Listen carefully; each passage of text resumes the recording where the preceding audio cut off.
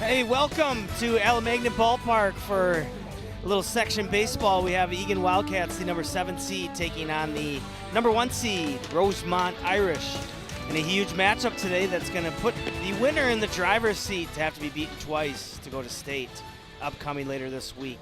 Like I said, I am Casey Lux. We will be joined by Mike Wabschall later on.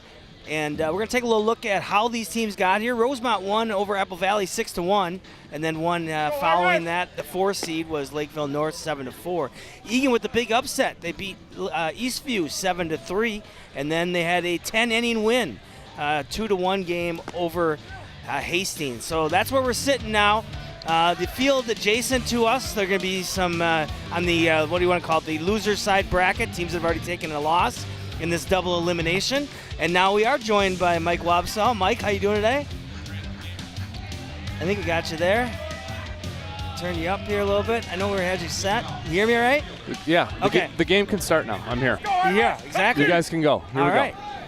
So, as you saw, and then we'll go through some facts, too, throughout the game. But, you know, this is the matchup that people maybe didn't see coming, per se. 1 versus 7, but we'll take a look here quickly at the lineup. You got George Anderson, center fielder, senior, followed by another senior, Will Huseman at third, Rockford and right, Fensky at first, New at short. Those are all seniors. Lunenborg, the freshman catcher, Eckerly, the junior second baseman, Esser, the senior designated hitter, and Tate Gage, the sophomore, out in left field as Gio Anderson tries to get a drag bunt down right away to be the fire starter.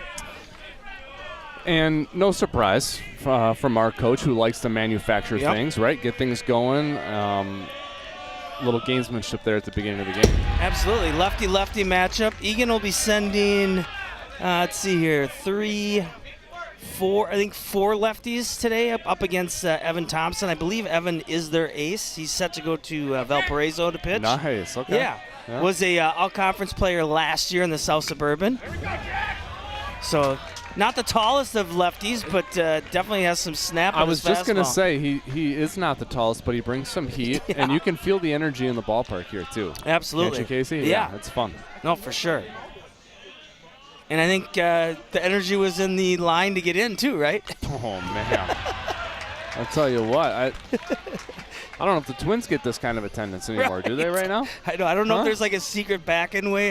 Well, how'd you get in there? Well, you got here at noon, probably. Well, not noon. I got here about an hour before, so I didn't have to deal with that. But yeah, I do know how it is that getting in or out of here. What a beautiful facility. Yeah, no, it's awesome. Absolutely. You got 2 ballparks right here. Scouts, if they're coming here to watch kids, they can bounce back and forth between games, see 4 different teams at once. Anderson's ground ball is going to be covered up by Tyson, and Tyson will take it unassisted for the ever first important inning out, and that'll bring up the third baseman, Will Huseman. Yeah, we're going to take a look at the defense here for the Irish, and we're going to be looking at Harder's going to be out in left field. Swanson will be manning center. Kosher will be in right. Richardson, Bloom, June Moeller at second. Carter Tyson at first. And then Thompson pitching to his catcher, Jake Schimmel. So that's the matchup that we have. Huseman, senior, going to Concordia St. Paul. One thing I will say that pass line to Mike and then just also the viewers, I mean, an important piece of their lineup is obviously getting Huseman and Fensky going, and Will's having a really good playoffs. He actually went 2 for 4 with a home run, 2 RBIs against Eastview, and then he went 3 for 4 with a run and an RBI in that 10-inning game against Hastings. So getting those big bats going, right? I mean, it's obviously great to have people on base, but you need to get your doubles, your home run hitters up there with guys on base. And they set the tone, too. And you get a ball game like this, Casey, where the energy level is really high and there's a lot of noise. It's got a big game feel to it. There's a buzz here in the ballpark. You want your table setters setting tones and playing well at this stage of the season, and they are. Yep, absolutely. And they're the experienced, vets, too, on the team. So it's good to see. Huseman going to Concordia St. Paul next year to play third base. Also for Liam Beistal, I believe a pitcher primarily for Rosemount, going to Concordia St. Paul as well. So Thompson's able to get him on the heater, swings foul tip back into the mitt of Schimmel. So 2 outs here quickly, and that's going to bring up right fielder David Rockford, another senior. 2 good at bats. Yep. Good battles between batter and pitcher there. Of course, Rosemount comes out on top in each instance, which is big for them. But like I said, like we talked about earlier, good energy here and 2 good at bats. A pitcher throwing pretty good heat so far. Yep. Yeah, and for the most part, I mean, just kind of settling in on his fastball, right? I mean, he isn't having to throw a whole lot else. He's just trying to hit spots early with the fastball, get control, and then obviously that'll allow him to bring in changeups, curveballs, sliders throughout the game. There's a sharp slider on the outside. And that happened against Huseman, too. I mean, first pitch, fastball, swinging. Second pitch, Huseman was way ahead of it on a breaking ball. Yep. Yep, absolutely.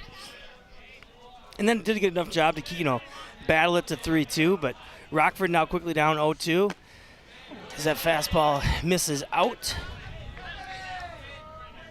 Unfortunately, I was unable to get some stats from Rosemount, with us finding out kind of last minute that we were able to provide this game, which we're very thankful for Eagan TV. And there's that slow curveball in there for strikeout number 2. So Eagan goes down 1-2-3 in the first. No runs, no hits, no errors, and nobody left on. We'll be back in 60 seconds here for the bottom of the first inning here at Alamagna Park.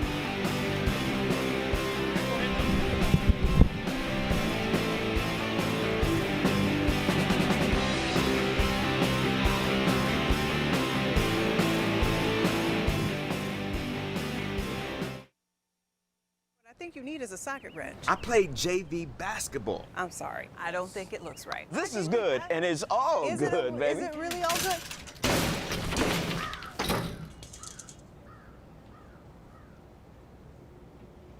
If you love me enough to routinely test your handyman skills, not to mention the strength of your marriage, then of course you'll visit nhtsa.gov/therightseat to make sure I'm in the right car seat. I'm gonna call my dad.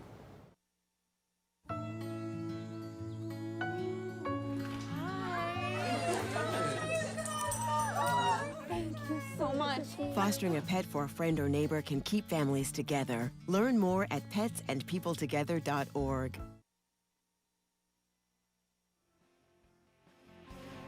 Back here at Alameda Park, got Danny Lockemeyer on the mound, junior, but this is going to be the lineup for the Rosemount Irish. They're going to have June Moeller leading off, Will Harder, followed by the pitcher, Jack Thompson, Carter Tyson, Carson Bloom, Caden Hagerty, DHing today, Cameron Richardson, Chase Swanson, and then Jake Schimmel.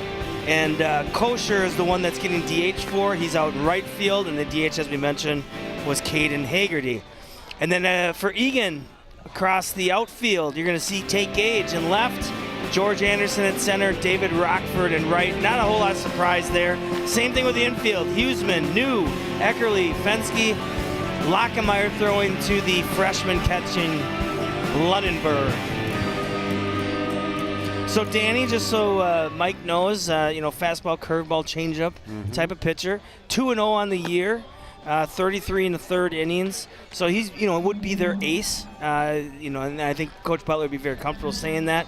24 hits, 12 runs, 38 Ks, so more than a K an inning, and 25 walks. So I think I've mentioned you before, not just Danny, but some of these starting pitchers, and this is just a trend in high school, right? Is especially if you have good strikeout capability pitches, it's those walks, right? Staying away from the 1-2 walk innings and trying to have as many clean innings as possible. The thing that I think the attrition with walks too, Casey, is as a fielder, you're standing out there and there's walks and then a hit and then a walk, and it's attrition on you. Yeah. And I think it takes away from the crispness or sharpness that a defense can play with at times too. And I think that's part of the disadvantage to walks that doesn't get talked about enough is right. what it can do to your defense. And you need your defense to play well behind you, to be ready to be crisp behind you. The best way to do that is to pitch to contact and then to take care of some guys yourself. Yep, absolutely. Yep, and throwing strikes early and often, right, as that fastball misses up. The percentages of, getting out of an inning or staying away from a big inning when you're throwing, consistently throwing first pitch strikes, obviously is a huge factor as well. So that'll be all the things we'll be looking at as Lockemeyer does get that fastball in there for a strike to even it up at 1-1. We got about, 325 to left, 375 straightaway center, 325 to right. So probably put us in what you think, the 340, 345 of the power alleys? Yep. All right, two hopper over to Huseman. Huseman fields it cleanly, throwing time to Fensky. So nice job by Lockemeyer to come back. Get a quick inning here. That's what he's hoping. Will Harder's going to be the left fielder. He's going to step in. One thing, too, Rosemount, 18 seniors, 2 juniors. Yeah. So, very impressive. It shows you why they're sitting up towards the top of the conference, not only this year, but the previous years, them in Farmington. But for them to have that many seniors, I think it's just a wild number to me. It is, Casey, and then you get into a big spot ball game like this. And you're happy you have that. Yeah, definitely, definitely. Because they're not immune from getting nervous, right. But they're less likely maybe to break down to those nerves than maybe a younger player is. Now, with that being said, Eagan's got a couple of youngsters playing for them. Right. And the flip side of that is, how about this great experience that they're getting at the early stage of their career that they can carry with them next year after, and the year after that? Absolutely. I think, especially as, baseball, if you're like an everyday starter, if you're pitching every 2-3 games as a starting pitcher, and maybe even a high leverage reliever, that fastball just misses up. Man, that looked good to me, huh? But, one thing I've kind of noticed, too, is that, it doesn't take long, and then all of a sudden that freshman already has sophomore experience towards, 3 quarters. I think you're right. The season, I think right? you're there right now. Yeah. Because otherwise, if you're still making, like, what you would consider freshman mistakes, and it probably wasn't the best move to have you playing up already as a freshman or a sophomore, right? Yep. So once you see a little bit of that growth, it's like, well, that's one of the benefits now, right? Because then next year as a sophomore, they're going to actually have the experience as a junior, right? Yep, so, agreed. 2-2 count, 1 down here. Lockemeyer pitching to the left-handed hitting Will Harder, the left fielder. Another 2-hopper. This one over to the shortstop, New in time to Fensky. So we might see some clean baseball, maybe That's a quick been crisp game, so right? far. Yeah, You bet. absolutely. Pitchers throwing strikes. Great shape, so everything looks good here. I think we shouldn't see too many bad hops along the way. Pitcher is going to be Jack Thompson. He's batting in the 3 spot, trying to help his cause here today. They're going to put a little shift on him, too. So Eagan isn't still afraid to shift a little. Are you surprised with Coach Butler? No, not He's all surprised. about that. He loves that stuff. Yep, absolutely. Casey, you know that better than anyone. Yeah. Curveball misses up. Boy, he's not. He's been consistent Yeah. there now in that spot, Yeah. and he's not going to call that a strike. Well, and I don't know. I feel like what I've noticed just in baseball in general, especially on the high school level this year, is you just don't see that high strike that you used to be so accustomed to. And it just seems that, like the letters isn't there anymore, and even it's gotten even below the letters. So, Yeah. it kind of seems that like the consistent zone that you're going to see from an ump is going to be probably knees to a little bit above the waist, right? Yeah, and you know what? As a hitter, Casey, I actually didn't mind the high strikes. Right. It's when they creep down too low that you don't like as a hitter, because what are you supposed to do with that below the knees? Golf it. Right, exactly. Right. Yep. And you're also a tall guy, so that's I don't want to get down there. Yeah. Right. I need a coach to say all the time, shoot the knees, right? There's a Right. reason that you want to throw Yeah. strikes down with the knees, because hitters have a harder time dealing with that than something that's up. Well, on a pitcher that's hitting the knees, then all of a sudden before you know it, he's getting like middle of the shin, and then that's when the coaches start chirping. Yeah. Hot shot, hit over to Eckerly during the shift. His throw in time to Fensky. So 3 straight ground balls by Lockemeyer for a 1-2-3 inning. No runs, no hits, no errors, nobody left on. We'll be back 60 seconds for the top of the second here at Alamagna Park.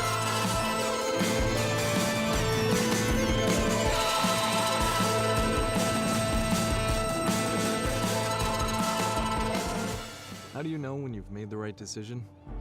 It's the feeling you get in your gut, the one that tells you what's right or wrong. It's the voice inside you that says, I'm buzzed. Better leave the car when it's time to go. Buzz driving is drunk driving. Wash, washy, wash, washy, wash, wash your hands. Scrub it while you sing the song. Wash, washy, wash, washy, wash, wash. Rub your hands and fingers and the places in between. Using soap and water makes your hands so clean. Wash your hands. Make sure your almost done. 5, 4, 3, 2, 1, now dry.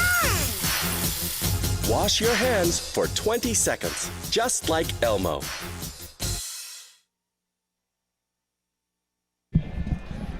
Okay, back here for the top of the second. Eagan, the number 7 seed, taking on Rosemount, the number 1 seed. We got 85 degrees, 7-mile-an-hour south wind. So far the flag is pretty tame, and I think we're going to stay away from some rain today too, right? You notice I didn't put the air quality up because they keep talking about all those storms up in Canada making for not the best air quality for us down here. Are you okay? We might have lost our mic here. 1 second. Okay, there we go. Okay, so we got Thompson, first pitch, hit up the middle as Fensky at the plate, the first baseman. Nice relay by Moeller to Tyson. So, Casey, on that one, what I like there is, in the first inning, you're facing a pitcher that's throwing strikes, right? Throwing heat and throwing strikes. Yep. I like the approach of going up there and swinging early. Yeah. Because this kid's throwing strikes, you go up there and take a pitch or two, and all of a sudden you're down early in the count. Yeah, right? no, absolutely. So I like the aggressiveness there. I think so too. I think, unfortunately, there's been this, and we're seeing Elias New, the shortstop, step in. There's been this, I don't know how you want to even call it, but this, overlying kind of truth that, the baseball, as a hitter, you're not going to put yourself in a 2-strike count to then face his best pitch, right? And the other thing, too, is everyone's got an approach to the plate, right? And as New walks, we get Egan's first base run of the game, so good news there. Everyone's got an approach, and if your approach, I'll make one up hypothetically. Let's say you're opposite field hitter. Yeah. So you're looking for something straight on the outside half of the plate. And if the theory, you're seeing aces, and if not, you're seeing number 2s who are pitching well and coaches feel confident putting them out there, I'd say get up there and swing the bat. Exactly. Nope, exactly. We have the freshman catcher is Brandon Lunenborg, and News at first, and you can tell they're at least starting off today with a very light lead, the safe lead, with the lefty on the mound. I don't believe so they didn't face Thompson at home. They might have. See if he can move New over. Just enough wind to keep this thing from staying. That's okay.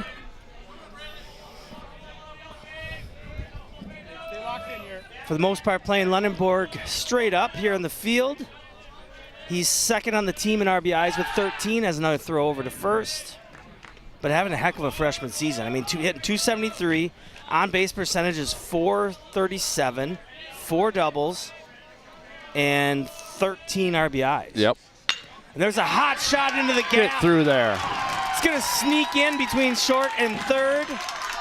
So Lunenburg gets the first hit of the game, and Eagan has their first rally going here early on with New at second, Lunenburg at first.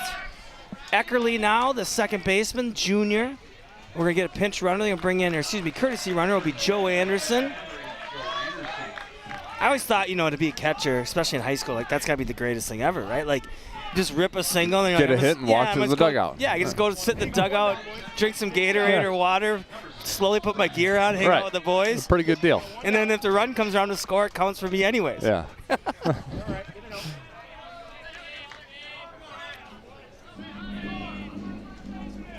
And I forget when they changed the rule because I think, our era of playing, it used to be two outs only that you could run for the catcher or even for the pitcher. Pitcher and catcher, and that's it. But now they let you run for the catcher right away. So, and which I think makes sense too. I mean, especially when it's like, today's a great day, but when you get like those 95-degree days, there's no need for him to be sitting out there. And the other thing too, Casey, is it's more participation. Right. Right? Get more guys in the game. And I like that. Yep. Giving guys experience and it adds some strategy to it. It gives the other team something to think about. Who's pinch or courtesy running, and does it matter if it throws this guy instead of that guy? Yeah, for sure. Absolutely.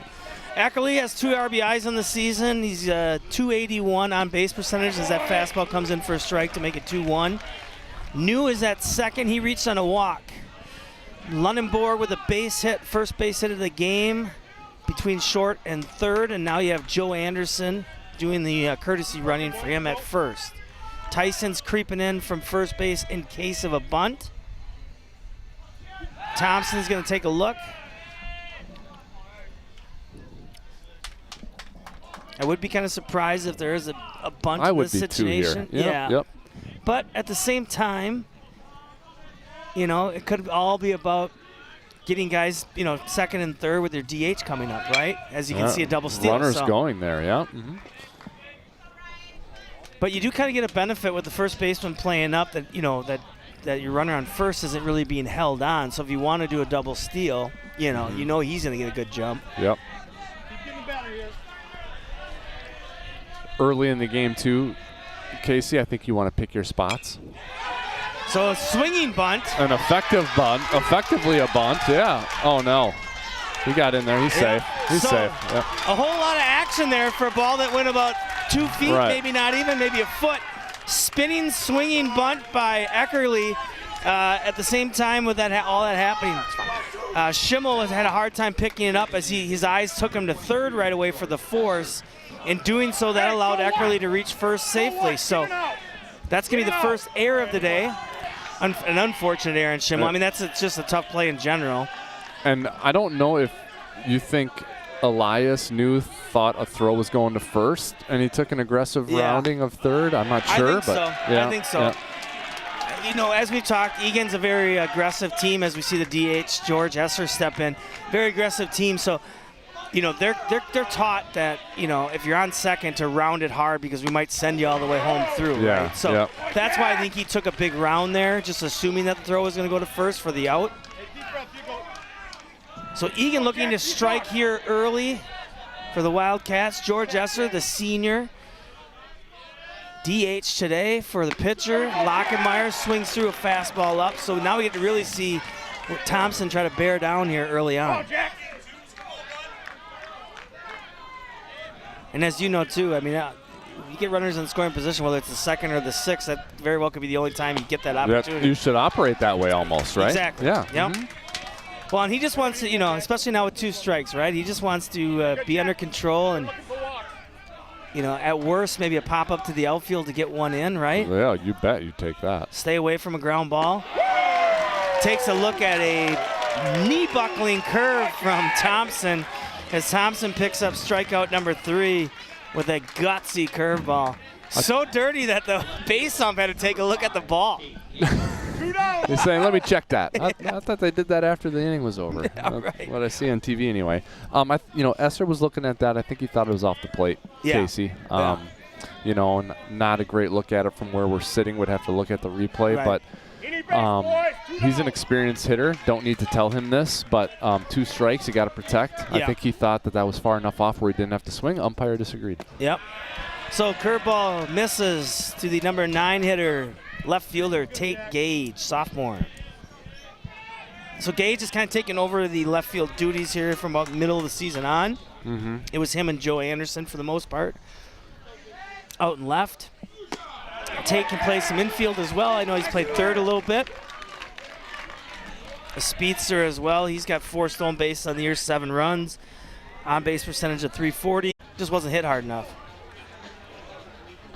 Good speed down by Gage. So Eagan in the top of the second, no runs on 1 hit, 1 error, and 3 left on. We'll be back in 60 seconds for the bottom of the second inning.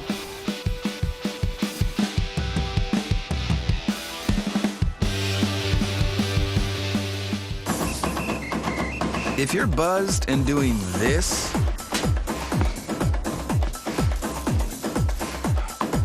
to make yourself feel okay to drive, ZWX.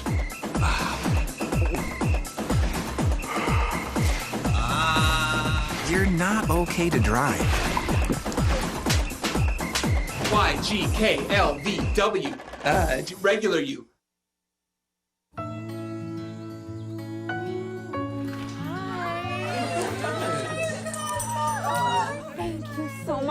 Fostering a pet for a friend or neighbor can keep families together. Learn more at petsandpeopletogether.org.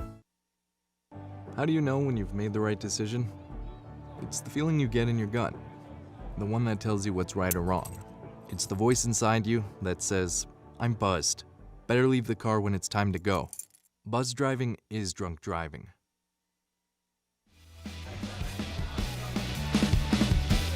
All right, welcome back. Casey Lux joined by Mike Wapskall here, Alamagna Park. On the winner's bracket here of, I'm not even 100% sure, it's like Section 4 AAA. Isn't it 3? I thought they were Section 3, yeah. Okay. Section 3 4A. 3 4A, there you go. Okay. That's a mouthful either way, so. Really, it's a matchup of South Suburban Conference foes is really what it comes down to here today. So Danny Lockemeyer is our starter today, junior pitcher. And the other thing I was going to mention too, Danny already had a nice outing to start the playoff season. He went 5 innings for a win over Eastview in their first game. So Danny obviously got the ball for game 1, and it's worked out well because they were able to go with the freshman Brody Illa for game 2. He went 5 innings, so that was a 10-inning game, so they had to obviously tap in a little bit to the relievers, but that was last Wednesday, so plenty of rest for the youngsters. Yep, and that's what you want as a spectator, as a fan. At this time of year, you want teams with all their faculties about them, right? Because you want the cream of the crop to rise and see who comes out on top. Yep. Going back to your point about Tate Gage and the versatility, Casey, I think as a coach you want a mix of that versatile type of player because it gives you. For prime example, if Eagan, let's say Eagan has a 2-3 run lead late, and they want to bring in Fensky to be their close man. Yep. Then they could, if they really wanted to, they could slide Huseman over to first, and then bring Gage in from left to play third, and then slide probably Joe Anderson out to left. Yes. So a lot of times you're one move away from either coming in off the bench, right, or potentially jumping on another spot. So. Yeah, and you want. Rise to the top at a certain point. Yep. But that doesn't necessarily diminish that, you're that much better of a left fielder that we can't play in the infield, right? Yep, agreed. So Tyson has a nice battle with Lockemeyer after he fouled off a few pitches to get a first leadoff walk. So that'll be Lockemeyer's first walk of the day after a 1-2-3 inning. It's going to bring up Carson Bloom, the shortstop, the last 5-6 years. Especially between basketball, baseball, softball, I think girls basketball, and maybe even volleyball. So something's happening in Sioux Falls. Yeah, a lot of stuff's happening in Sioux Falls, I think. Right. So Bloom fouls that one off. We're going to be nicely covered from any foul balls because we got a little shade tent for us today. Yep. You go to enough baseball games, though, Casey, which we have. You hear heads up enough. I don't even. Yeah. I don't know. I don't even it's move like anymore. The boy who cried wolf. Exactly. I don't know. Right. Plus, so 1-2 count. We have hard heads too, right. So it doesn't matter. 1-2 count to the shortstop. Bloom fouled back. So Bloom battling tough here against Lockemeyer. Lockemeyer settling into the zone real nice. Will come up. So interesting. It's always interesting when a bunt situation approaches itself as we see the heater come in. I'm just in the tricep area. Yeah. Got a little meat there. Seems to be all right. Yeah, he'll be okay. I don't think it felt good, though. No, he wasn't too happy. I don't think it felt good. He had something to say, I think, under his breath as he was walking to first. Especially after he fouled a few off. I think he wanted to be swinging away there. Yeah. We're going to get a quick visit here from pitching coach Luke Degremont. But I always think it's interesting, bunt situation approaches. And it seems like it happens so very often when it's like, the classic situation of first and second, nobody out, and then it's like your DH is up, and you're going, I know.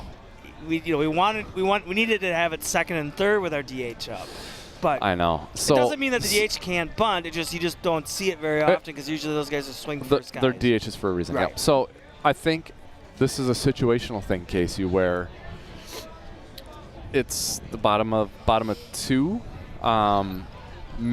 You might be inclined to just let him swing here. Right. Whereas early, if you're fourth, fifth. If we can steal those bases by stealing, and then now we can let him swing away at second and third, as opposed to the hitter behind him, right? That's right. Yep. So we'll see what happens here. Little pickoff play set up, but Tyson gets back.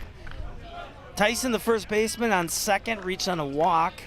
Third, shortstop. I think Lockemeyer's doing a nice job here, Casey, holding the runners on with a long pause here as he operates from the stretch, making the runners think about what they're doing. And the hitter, too, to knock off their rhythm, right? Yeah.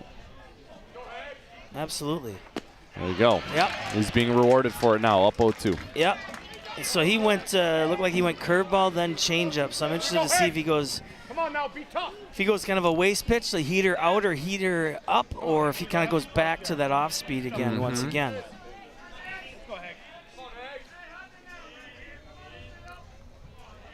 Lockemeyer on the mound throwing to his freshman catcher, Lundenborg. Haggerty fouls that one back. 0-2 count here, nobody out. Nice work. Keep working.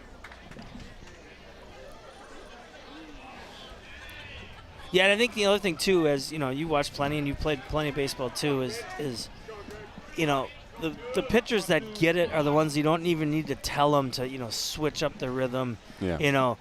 Take a second pause, okay, and then now 2 pitches later, take a 2-second pause, right? Yep.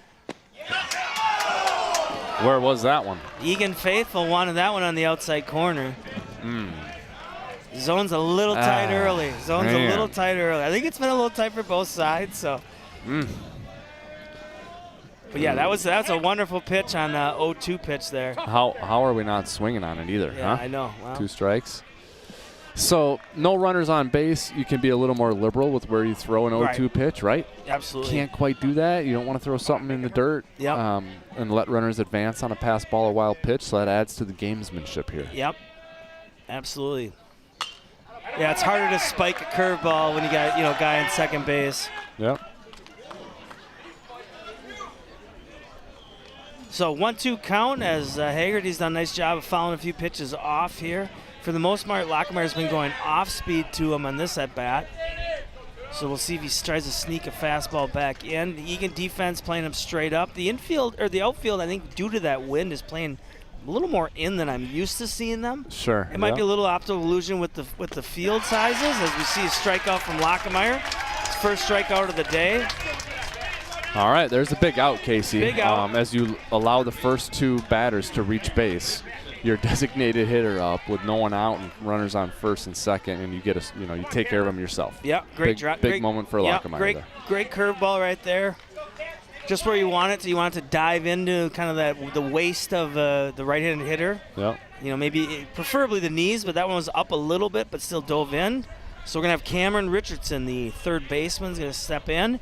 Tyson still at second. Reached on a walk. Bloom at first on a pass, or on a hit by pitch.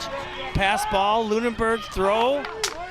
Whoa, close play. That was close. No slide. Close play for a no slide, absolutely. You don't want to get tagged out up on top of your, never get tagged out up top high like that.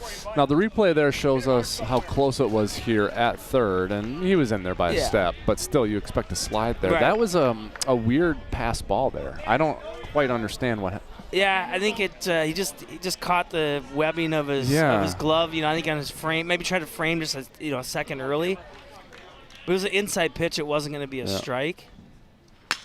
That one's ripped to center. Gio Anderson's got a beat on it. It's going to be shallow center. They're going to fake the tag. Big throw, big hop off the mound. Everybody stays home.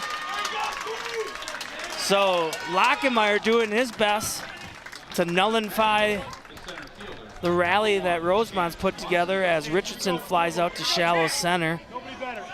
Got lucky on that bounce because you had the backup. I think you're going to be fine, but always the riskiness of throwing it from center field and hitting the mound, and you just don't know which way it's going to shoot. And as the catcher, when you know it was a fake tag and the runner's not bearing down on you, how much do you love seeing that little candy bounce right great, there, huh? But you don't want to hit like the back of the mound, have it squirt, left or right, Right. All right, heater misses up, and this is going to be the center fielder Chance Swanson. Chance set to play football and baseball at Gustavus. Gustavus, another team that had a heck of a MIAC season this year. Won the conference, but then Bethel was the one that outed them in the playoffs and went the furthest, I believe, in the MIAC. Just, passing along some of the Minnesota stats. Go everybody. Gusties. Right. Yeah, you know those guys. I do know those guys. I know a few of those guys. Yep.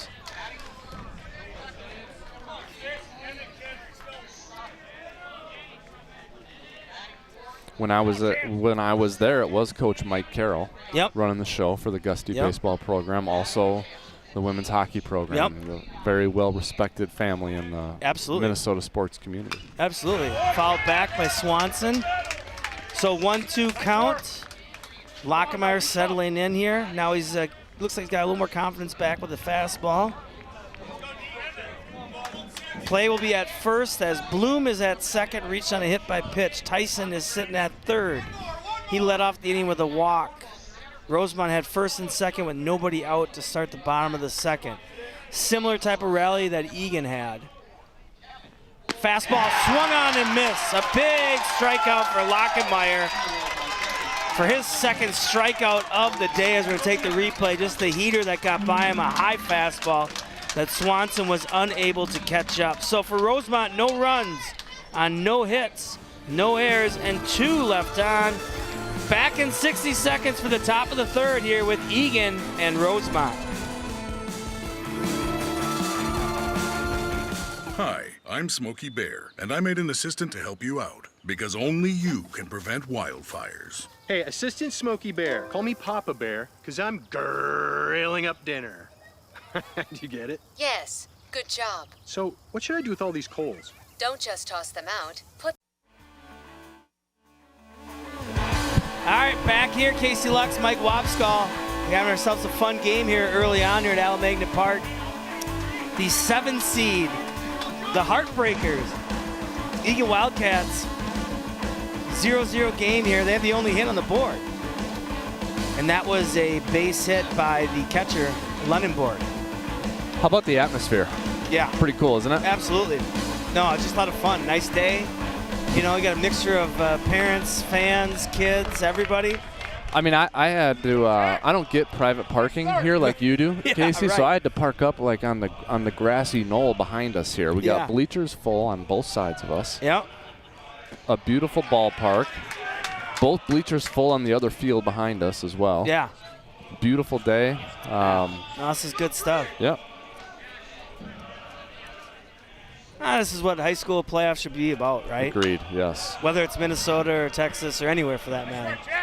All right, so Thompson working quick here to the leadoff hitter, George Anderson. 1-2 count, lefty-lefty matchup. Anderson did attempt a drag bunt first pitch of the game that he fouled off. Anderson hitting 284, 385 on base. There's a nice slow breaking curveball for Thompson's 4th strikeout of the day. Brings up Will Huseman, 297 on base percentage. 2 home runs on the season, one of them coming against Eastview in the first round of action. Huseman, as we said, set to go to Concordia St. Paul to play third base.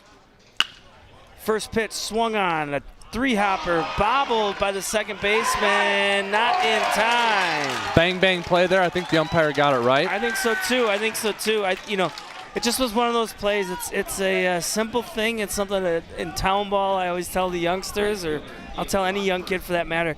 On a ground ball hit right at you, you have to have your momentum coming forward. Yes. Right? Oh, you don't yeah. need to come flying in and charge it, right? Yep. And that was a bang bang play. But it seems that You are in control and you have the opportunity. There's no reason to play defensively. Exactly. Right? Right.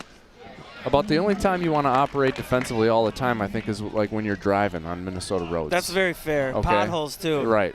Other than that, you want to be aggressive when you can, Yeah. and that's a situation where you'd like to see the second baseman approach the ball with Yeah. his momentum coming forward. Well, just because, you don't want, as we see that fastball swung on, hit right off the pipe back by Rockford. Senior having a heck of a season. 269, 406 on base. 2 doubles, a triple, 7 RBIs, 9 runs, 8 stolen bases. And here's a stat for you, because I know you like stats, especially when it comes to stealing. The fastball misses out. Eagan on the year, 57 stolen bases as a team, 87.6% clip. Pretty dang good. Yeah. Huh? I mean, when you're getting more than 8 out of 10, almost 9 out of every 10 bags, you're successfully taken. That one's popped up by Rockford. It's going to be shallow center to Swanson. He's going to have a beat on it, makes the play. Rockford retired, brings up the senior Griffin Fensky, playing first base today. May see him later as a closer. Set to play at Dakota Westland next year. 3-year starter. He's got pop in his bat as well. Leads the team in home runs with 3 and 15 RBIs. Let's find a gap out there, Casey, Yep. somewhere, huh? Looks like right center's the most open. Yeah. Yeah, I got a little bit of a shade to left field, but not much. Center fielder playing for the most part straight up. Fastball in there for a strike. Thompson been doing a nice job though, keeping it down too. I mean, even last inning when Eagan got 2 guys on, it really wasn't due to bad pitches, in his arsenal, right? I mean, other than the base hit by Lunenborg. Yep. There's the pickoff. Just gets back in time. So I will mention too, I noticed this when Rosemount came to play Eagan, that Tyson kind of employs a different method of holding on. Yeah. I've started to see a little bit more first basemen do that, right? So what we're talking about to those that are following along is that typically you'll see a first baseman who'll straddle the base, right? He'll have his right foot behind the back corner of the base and his left foot in front to catch that ball and throw the takedown on the runner in front of the base. What he's doing is he's kind of allowing himself to be a defensive first baseman, right? To still be in fielding position. And it's a little bit more tricky though because he has to do almost like a no-look tag once he receives the I think it's awkward looking. It's awkward looking. I think the timing of it can be great. Once you have it practiced enough, right? Huseman takes off. He's going to have a stolen base. That'll be Huseman's 7th stolen base on the year. Picked a good time to run on a ball in the dirt. Yep. A 2-strike situation. Maybe a better chance than not that there will be it'll be a breaking ball. Yep. So a good time to run there. Yep, and I think if he gets thrown out, then you got your 4-hitter, still coming up the next inning. That's a good point. You're right. Yep. Take a chance, so that way now base hit can get you a lead. So Huseman's at second, Fensky's at first. But yeah, no, I think you might start seeing more and more first basemen do that. I think it's just what it takes is a lot of practice, in the gym and in the off season between the pitcher and the first, because then that throw from the pitcher becomes even that much more important. Oh, a big curveball on the outside corner that Fensky thought was going to first on a fourth ball for a walk, and that curveball just slides in on the outside corner. And that's going to be Thompson's 5th strikeout of the day. So Eagan, no runs, no hits, 1 error, 1 left on. No score as we roll into the bottom of the 3rd, back in 60 seconds.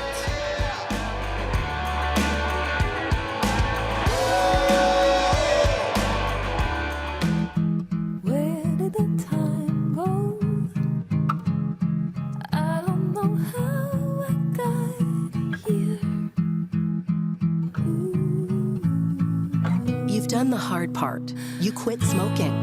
Now do the easy part and get scanned for lung cancer. If you smoked, you may still be at risk, but early detection could save your life. Talk to your doctor and learn more at savedbythescan.org.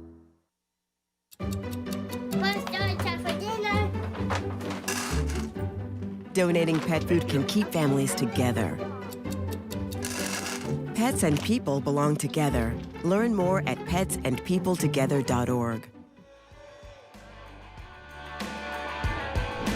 Back here for bottom of the 3rd, Section 3, 4A. Winner's bracket action here. The number 7 seed is Eagan Wildcats versus the number 1 seed Rosemount Irish. Familiar foes from the South Suburban Conference as they split the regular season. And we've had a lot of fun here early on. Only 1 hit total between 2 teams. Not many walks, and pretty clean. Yeah, and well-executed gamesmanship by the pitchers. I think they're bringing a lot of energy. They're mostly sharp, with not many walks. Doing a good job of holding runners on. Yep. And we're not seeing a lot of pass balls or wild pitches, and it's keeping the game flow going. It's been a fun game to watch so far. Yeah, absolutely. No, for sure. Both teams, I think, have only had 1 ball out of the infield. You know what I mean? So it's obviously been a pitcher's duel here to start. Rosemount had the 2 errors. The one was a tough play for the catcher on a spinning ball right in front of home plate, and then a routine ball that kind of popped up on Moeller. Other than that, though, it's been clean action here all day, and now we're going to see the number 9 hitter will be the catcher, Jake Schimmel.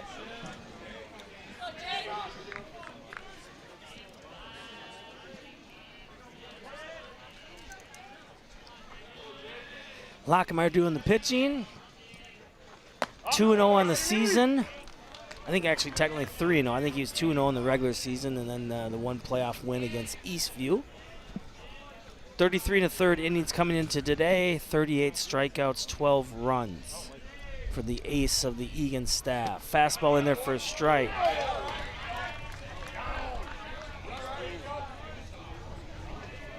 A little bit of a breeze. I think we said about 9 miles an hour. The flag doesn't really give it the justice as the breeze that we feel. I think it's a little bit lower breeze here today. It might be. It feels pretty good, actually. Yeah, absolutely. Fouled back, straight back. Got to figure you go through a lot of baseballs at parks like this, though. Between all the balls that are getting eaten up by the aluminum chain link fence, and then also the balls that are going onto the other field or the road. That you may or may not get back once they get out of the field. That's just it, right? Yeah. I don't know. As a pitcher, I know that guys love it if they if all of a sudden a scuffed ball gets thrown back to them. They want that. I'd rather just have a good. Would you? Yeah. A lot of times I'll throw one back because I'm not really going to worry about trying to dig my finger into it for a curveball. Yeah. 1-2 count. Swung on and missed. Lockemeyer, strikeout number 3 to start the 3rd inning, and that's going to roll us back to the top of the lineup. It's going to be the second baseman, June Moeller, set to play at DCTC next year. Second baseman here today. It's always interesting that second time through the lineup, right, Casey? Especially at the top of the order where you got high-quality hitters. Yep. Probably competitive. And if they were retired the first time around, they're chomping at the bit for their second at-bat, right? Yep. And and kind of like what we were talking about earlier about, you don't necessarily need to have the work the count, mindset, that first time through the lineup. It can work conversely, right? Because now this could be where on Rosemont's side or for Eagan's side, they might be doing that now where they're jumping on the first strike that they see. Yes. Right? Yes. We see June certainly take a big right there. hit. And I think that's what you notice. I mean, when you're facing, like I said, when you're facing the top 1 or 2 guys in the staff and the top relievers, I think your percentages are going to be better for them to throw in over the middle of the plate and maybe have their oopsie and you hit it early in the at-bat than in the later stage. Yeah. So 2-1 count to Moeller. Eagan playing Moeller straight up as well. We've only seen him do the shift. I think that was on the shortstop Bloom. There's a fastball fouled straight back as Moeller was right on that heater. 2-2 count, 1 out. Alamagna Park, winner's bracket. So how this will be set up is the winner of this game is going to be in the driver's seat, meaning that they'll have to be beaten twice for this winner of today's game to not go to state from Section 3-4A.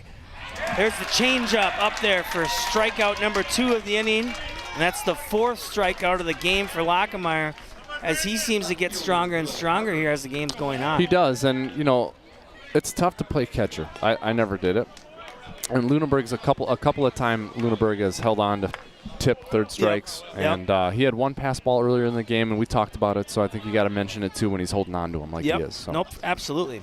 I mean, for a freshman. He doesn't look or play like a freshman behind the plate. Oh, not at all. Because even the most seasoned, catchers are gonna, have a pass ball here and there, a ball get by in the dirt, right? And they might even have the perfect, blocking formation or position, and it just takes a bad bounce off him, right? So we got Will Harder, the left fielder, here's up as he quickly 1-1 count. So lefty-lefty matchup.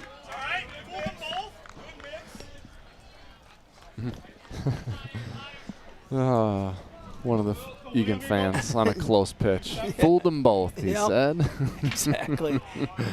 That one skips in the dirt. Probably the first one we've seen not make it to the plate here today for Lockemeyer. 2-1 count, 2 down. As we said, Eagan, the 7th seed, made it by way of beating Eastview, the number 2 seed, 7-3 on Memorial Day. Last Wednesday, they beat the 3 seed Hastings 2-1, and that was in 10 innings. Lockemeyer's pitch swung on and missed. That's a good mix of pitches here by Lockemeyer. Curveball, absolutely. No, and I think the big thing for Lockemeyer here is, he kind of had to reestablish the fastball in that 2nd inning, and that's what's now made that changeup and that curveball even that much more effective, right? Yes. Slow roller off the foot of Harder. So that'll be a foul ball.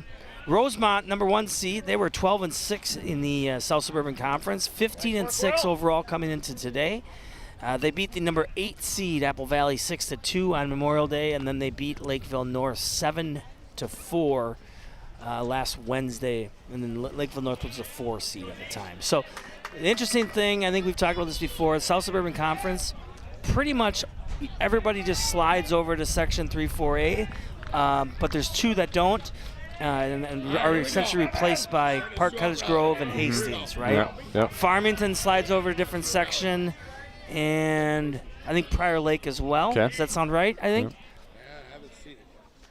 So you almost have, the full-on South Suburban Conference playoffs. So first hit of the game is going to be by Will Harder after he fouls one off his foot. That's maybe what he needed to do, wake up his bat. Maybe. Wake up the foot, wake up the bat. Rosemount being 12-6 in that league is pretty good. Yeah, 100%. Absolutely. Because that's a good league that these 2 teams play in. Yeah.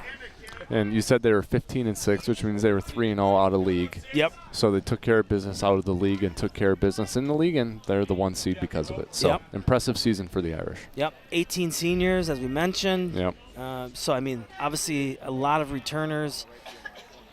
Even after probably losing some seniors, there's a ball hit to the left center gap.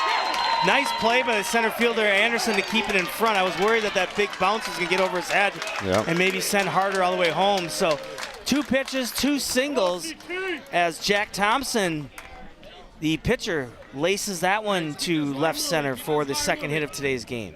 Let's keep this line moving. So we're going to have Harder at second.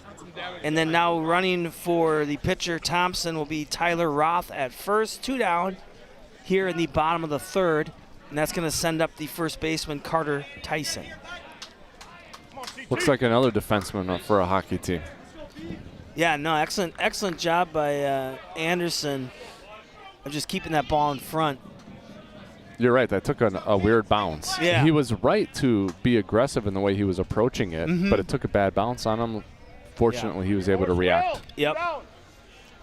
Yeah. Well, and he's so quick and gets such good reads. I mean, even a ball hit like that, for a split second, you see it off the bat. You see it kind of veer into its left. You think it might, make it to the gap, maybe be a double. Maybe they're able to send Harder from first, and he's able to cut it off for a single, right? So curveball jumps up over the top of Lundenborg. That's going to send Harder and Roth to third and second. So Eagan defense now, no force out, got to go to first. Tyson up at the plate. Tyson reached on a walk in his first at-bat, which was in the second inning. Well, Casey, I would say this is the biggest at-bat of the game so far, huh? There we go. Just see how many times we say that, right? Yeah, this is the first one. No, absolutely. Eagan had their threat with guys on second and third and 2 outs. And now Rosemount's doing the same. 1-0 count. Lockemeyer's pitch. Fastball's up. So, a 2-0 count here with first base open. Is that going to affect your approach? It shouldn't. I mean, okay. I mean, unless the thing is we don't have like the stats and the numbers. So, I always think that though. But this pitch will be deciding if they're trying to pitch around him to get to a lefty-lefty matchup and have forces everywhere. Yeah. I still think you want to try to get this out here, right? So, Good call. but 2-0 count. But yeah, I think if it's a fastball, nitpicking the outside corner, that probably means they're pitching around him. Yeah. But if they go at him with a changeup, curveball, fastball, to the heart of the plate, that means that they're obviously going for this out. Harder at third, Roth at second. Fastball misses up 3-0. And they're going to give him the intentional walk after that third ball. I think you may as well. Huh? Now, so you save a pitch on the old yeah. pitch chart. You guys ever swing at 3-0 pitches? Not very often. Certain guys sometimes will get the green light. I've been seeing it a lot more in town ball where guys get green lights on 3-0. Yeah. I mean, obviously you have to trust your hitters and all that good stuff, but it'd have to be pretty juicy if it was 3-0, no-score game, guys in second and third for you to swing away. You'd be watching a lot of baseball from the bench I think if you swing on a 3-0 count for I Coach think so. Tink Larson. He doesn't want that. Nope. Carson Bloom, the shortstop, steps in. Changeup misses up. Bloom reached on a hit by pitch that he took in his left tricep his first time up. That was in the second. So across the diamond, we have Harder sitting on third, Roth at second. He's courtesy running for the pitcher, Thompson. Tyson, the first baseman, reached on a walk at first. Fastball in there for a strike, 1-1 count. Lockemeyer 2 walks today so far with 4 strikeouts and 2 hits so far given up.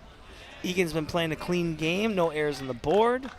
1-1 count here to Bloom. Another fastball, 2 hops. Huseman, Fields, throws, in time. Lockemeyer gets the ever-needed 2-hopper to the trusty third baseman, Huseman, to get out of the inning. Take us away on the replay, Mike. Beautifully played by Huseman, who's got a lot of experience in the hot corner and will play that position at the next level. Makes a good throw, confident hard throw to first. No problem, we get out of the jam. Absolutely. So Rosemount, no runs on 2 hits, no errors, and 3 left on. No zeros across the board. We'll be back in 60 for the top of the 4th.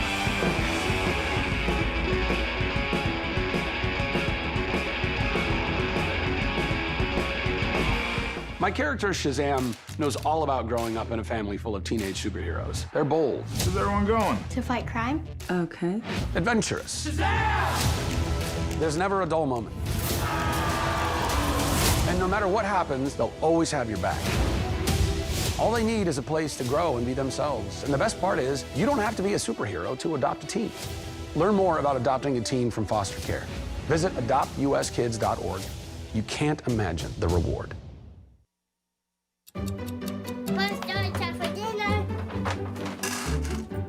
Donating pet food can keep families together. Pets and people belong together. Learn more at petsandpeopletogether.org.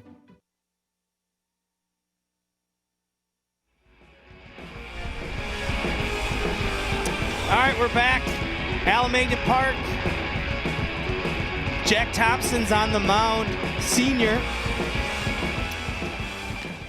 Big swing by the shortstop, another senior, Elias New. We were ready to show some highlights, but these high schoolers are quick. Getting right to it. They're ready to go. That's right. So they're ready to go. So we'll get you some highlights here as the game goes on, as that one's fouled back. Thompson, I would like to think, is probably throwing about 75% strikes. I mean, yeah, there hasn't been a lot of high ball counts. I think there was only the one walk, and that was to Rockford, I believe. Mm-hmm. And he works quickly too. Yeah, Casey, absolutely. You know. Nope, absolutely. Good rhythm. Yep. There's a hot shot hit to the gap. Whoa, what a play by Bloom. Throw not in time. A hot shot, one hopper to the hole. An excellent glovesmanship by Bloom. Got rid of it quick. If this throw was on target, it could have been a bang-bang play, but New obviously flies down the bases as they get a hit to start off the top of the fourth. A well-hit ball there, Casey. A great play made by the shortstop, Bloom. Yeah, if the throw's on target, it's a close play, but I'd give that a hit for sure. Oh, yeah, and no, then, it's a hit. Yep, and then first baseman Tyson did the right thing by coming off the bag to get the ball and then attempted the sweep tag. Wasn't able to apply the tag, but he made the right play. So all around there, very well played, well struck ball, and comes out on the right side for Eagan. Yep. So Elias News at first. Elias has 9 stolen bases on the season, scored 5 runs. So it's always a threat to steal. Lunenborg is the catcher who had a first hit of the game today by either team in the second. Lunenborg, freshman catcher, as we mentioned, number 2 on the team in RBIs with 13, 437 on base percentage, 4 doubles as well in the season. So he's got some pop to try to see if they can set New in motion.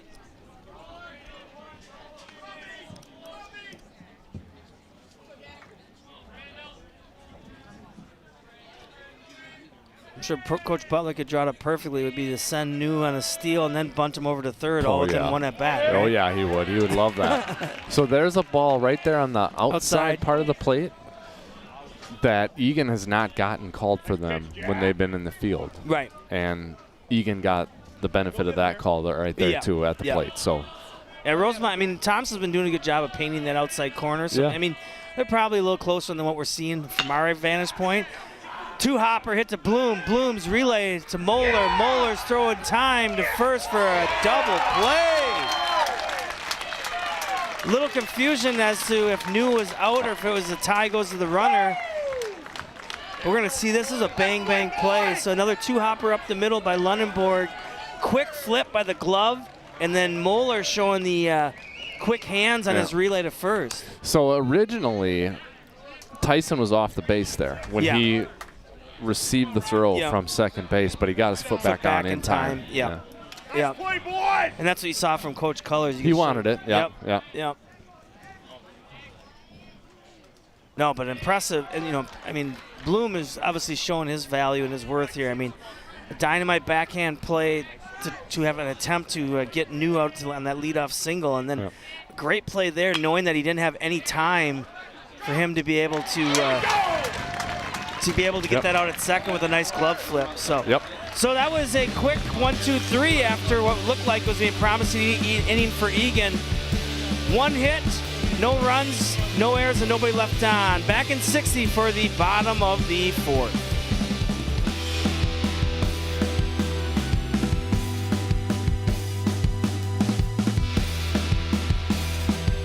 How you holding up?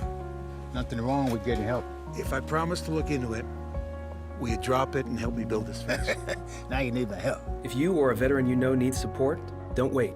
Reach out. Find resources at va.gov/reach. All right, we're back. Casey Lux, Mike Wobskall here at Alamagnon Park, Section 3 4A winners bracket action on a lovely day of 85 degrees. Here's a little replay action of some of the replays and the highlights of today. I'll let you take it away here, Mike. He's been so solid at third base. Absolutely. You know, so reliable. That's why he's going to play it at the next level. Very crisp play by both teams out in the field. Yeah, there's that play we were talking about when New took the big rounder on third. Actually got lucky because he almost wiped out there, and then I think he would have been a dead duck at third. But yeah, I mean, just a battle of two lefties, just, you know, crafting it, right? Definitely. And the pitchers have done a great job in this game, holding runners on, throwing strikes, working fast. It's been a really fun game to watch because of all of that. We've had a few base runners here and there, each team threatening significantly one time, and pitchers get out of it. We're pretty square here. Yeah, no runs for either team, 2 hits for both teams, and both pitchers are playing well. Yeah, absolutely. Nope, 100%. Thompson's got 5 strikeouts on the day.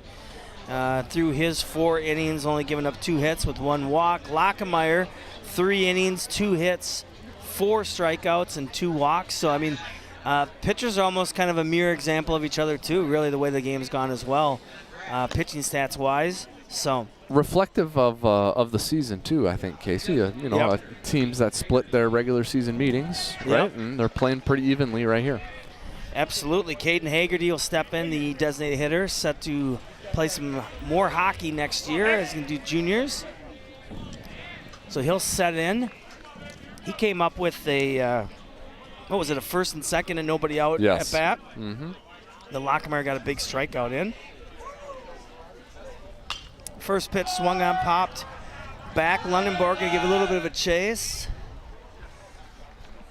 0-1 count. You know, I think the big thing, too, is, you know, and I think maybe as the game goes on, you know, is where is each of these starting pitchers in the pitch count? Right? Yeah. You know, that's going to matter. Yeah. Exactly, because you know, if you can knock out, you know, you can knock out the team's ace, then maybe you have a better chance against that reliever. Maybe not. You know, it's hard to say. I think more times than not you do, Casey. Yeah. Especially when they have to, you know, they're coming in somewhat cold. Nope, absolutely. So 0-2 count quickly here for Lockemeyer. Fastball misses up. That's been consistently a ball all day. Can't have any complaints about that. Yeah, as a pitcher, would you like to have that one? Yeah, you would, but they're not giving it to you. That was up. That was up. 1-2 count. There's a fastball popped foul back by Haggerty, the DH. We're in the bottom of the 4th. Rosemount, the number 1 seed, automatically is the home team here today. Eagan, the number 7 seed, by way of a couple upsets over Eastview and Hastings. 3-hopper to the backhand of Eckerly at second. His throw is going to be in time. Defensky. First out of the inning. That'll bring up the third baseman, Cameron Richardson. Eckerly got a good jump on this ball, Casey, and still had to backhand it. I know, right? And did a great job of staying patient. And there's an example of it, not because of his choosing, he had to play that a little defensively. But he did a great job of reacting to it and made a strong throw over to first. Yep, absolutely. And what's so key on those backhands is, you know, getting your feet set up, right? So that way it doesn't, you know, you're not a lot of wasted effort to, you know, get to be able to get to the point where you can step and throw and still make a strong throw to your first baseman, right? That's right. So Richardson, the third baseman, settles in. Takes a strike for the first one. Ball low. 1-1 count. 1 out here. 85-degree day. As we said, the all-important winners bracket game as we see our first foul ball onto our field. No one said heads up. Field. No, heads up. No. No respect. And now we can resume baseball activities again. But yeah, this is, you know, just such a huge game in the aspect of the confidence and the ease as we see a nice piece of hitting there by Richardson. Goes with the pitch, muscles it to right center. for his first hit of the day, and that'll be the third hit off of Lockemeyer. Yeah, that was a good piece of hitting. You you go up to the plate with an approach, Casey, but sometimes you've got to get on base a different way. You've got to hit a ball that you don't like hitting. Good example there of good with his hands and finds a way to get the ball up in the air and get on base. Chase Swanson, the center fielder, set to play football and baseball like Gustavus next season, settles in. He's in the number 8th spot in the lineup as the throwover from Lockemeyer, as Richardson's able to get back in time. Yeah, and that's one thing too you notice too, right? Is a lot of times for righties, they don't necessarily when it's a lefty pitching, whether it's that curveball or even that high fastball, that pitch that is up and maybe even a little bit in, is a perfect pitch to not try to turn on and pop up to third or pop up to left, just to kind of naturally fight off and muscle out to right field. Exactly. Yep. Right? And maybe it doesn't look pretty or look awesome, right? But you're on base. Exactly. Nope. Exactly. And a lot of times too, that high pitch is going to provide the power anyways, right? Yeah, so you just get a decent barrel on it, and you're going to find it. You're going to find it to the outfield. So Richardson at first. We haven't seen the Rosemount running game just quite yet. So we'll see if they set him in motion at any point during this at bat. Hughes been playing up on the grass with Swanson a threat for a drag bunt. Obviously, they know that Richardson can take off, as we've seen a couple throws over to first already by Lockemeyer. I think he's got a pretty aggressive lead. I think so too. It's an impressive lead with the lefty on the mound, right? It is, and a lefty who's demonstrated the willingness to go over, too. Yep. And then Danny's picked off, plenty of runners here this season, too. So, I believe that's his third throw over there. So, Major League rules are not in play today. No, they're not. It makes you wonder, though, if the running game is in play here. Yeah, right. As that aggressive lead is maintained. Yep. Well, and especially, if Swanson's a good contact hitter, right, and if he's a guy that hits the ball on the ground, by opening the running game, you can open up a hole. Yep. Check swing. We're going to see if he went. No, he didn't. 2-2 count, I believe. I think I'm correct on my scoreboard in my head, but maybe it is only 2-1. I suppose there's been that many throws over, so. There has been. Well, the scoreboard's going to stand their ground at 2-1. I think it's 2-1. I think that's right.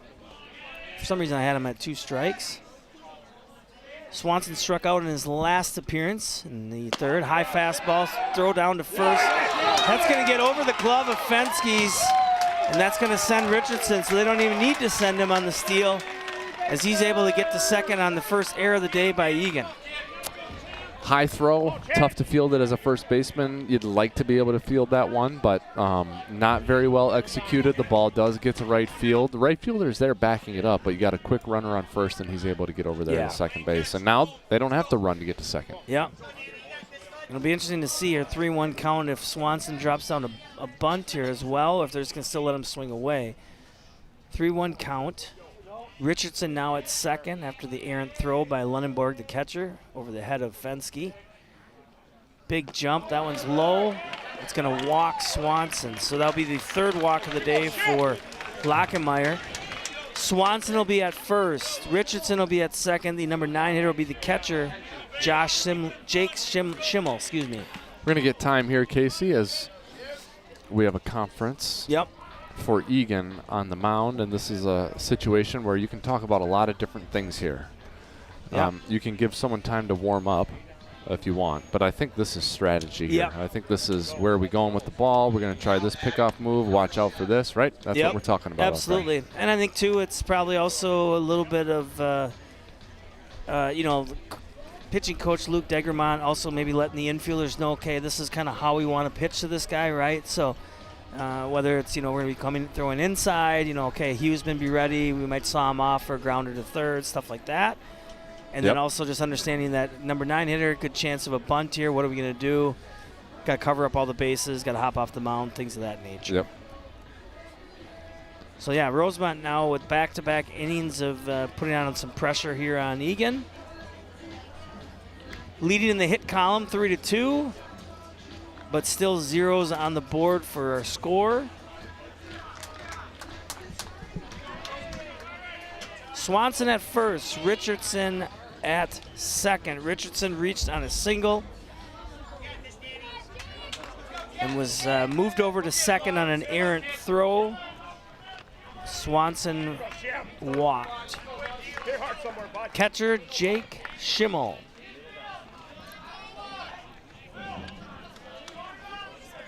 Lockemeyer sitting at 4 strikeouts, so if he ever was going to get a strikeout, this would be a prime time. This would be a good one for number 5 here, Absolutely. wouldn't it? Yeah, with the top of the order coming up after this. Yep. And to keep the runners at bay. So there you go. Certainly that was talked about on the mound, Casey. Yep. Among maybe some other things, as the throw back to the pitcher is high. Jeez. Yeah, it's not necessarily the worst time, right? You just sometimes you can catch that runner sleeping right after, right when we're ready back to play. Yep.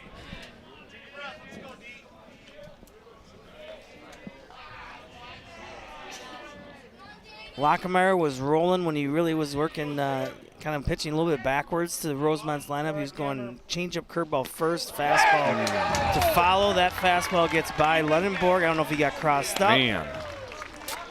So now we have Swanson at second, Richardson at third, still only 1 out. So what we thought was a bunting situation now might turn into a suicide squeeze situation. And now you didn't talk about that when you went out onto the mound. So now you need to communicate that from the dugout as a staff. And I think what you notice too is that Eagan's obviously respects Rosemount, realizes it's going to be potentially a low-scoring game. So infield, all across the infield, playing on the edge of the grass to try to cut off that run. 1-0 count, 1 down. Squeeze. Oh, up in the air. Popped up, caught. Big play by Lunenborg to hop out of his catcher's crouch to make the catch on that failed suicide squeeze attempt. Looked like it was maybe a little bit of a safety squeeze. That might have been a safety squeeze. I do think so, Casey. Now, that's a big play for Lunenborg because he atones for a mistake in the previous batter, but also he was out of his stance quickly to get that. But if he doesn't get it in the air and it's on the ground, you have to throw that to first, and now you wonder if the runner's coming home. So great play by the catcher. Yep, and he also made up for the pass ball they didn't catch, right? So. All right, big swing by the leadoff second baseman, June Moeller. So Eagan trying to regain the momentum here on that failed suicide squeeze. Oh, I think as a pitcher here, Casey, you are absolute tunnel vision on the batter here. There's not even any runners on, right? You're ahead in the count here. Absolutely. With 2 outs. You just want to get out of here, take care of this guy on your own. Yep, plays the first for the Eagan infield. Outfield playing Moeller for the most part straight up. Yeah, looks that way. Looks like the right and left fielders are about 30 feet or so in from the fence. Maybe 50 actually. Lunenborg bears down there, stops a ball in the dirt. Big, important big play block there for him. Yeah.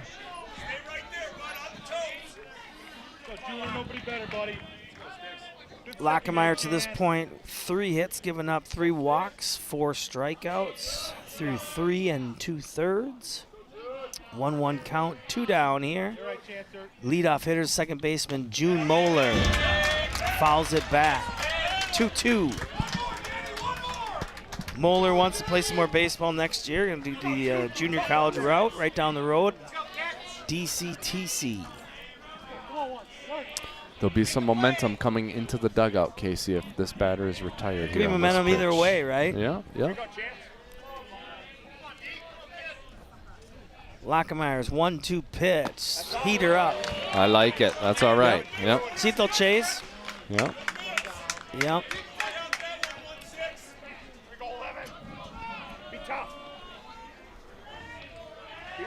Richardson at third. Swanson is the runner at second. 2-2 count, 2 outs, no score. Lockemeyer's pitch to Moeller. Changeup misses out and up. The faithful behind home plate liked it. Wasn't by much. He's been pretty consistent there with that being a ball. Yeah. You know, I think that might have been up more than it was out. Sure. Personally, I mean, it might have been on the outside corner. It might have just been a little high for his liking. The zone's been pretty solid throughout the day. I wouldn't mind staying there and seeing if he'll chase here with first base open. Yep. Not a bad spot to be. Absolutely. 3-2 count, 2 outs. Lockemeier's pitch. Foul. Yeah. Nice piece of hitting there by Moeller.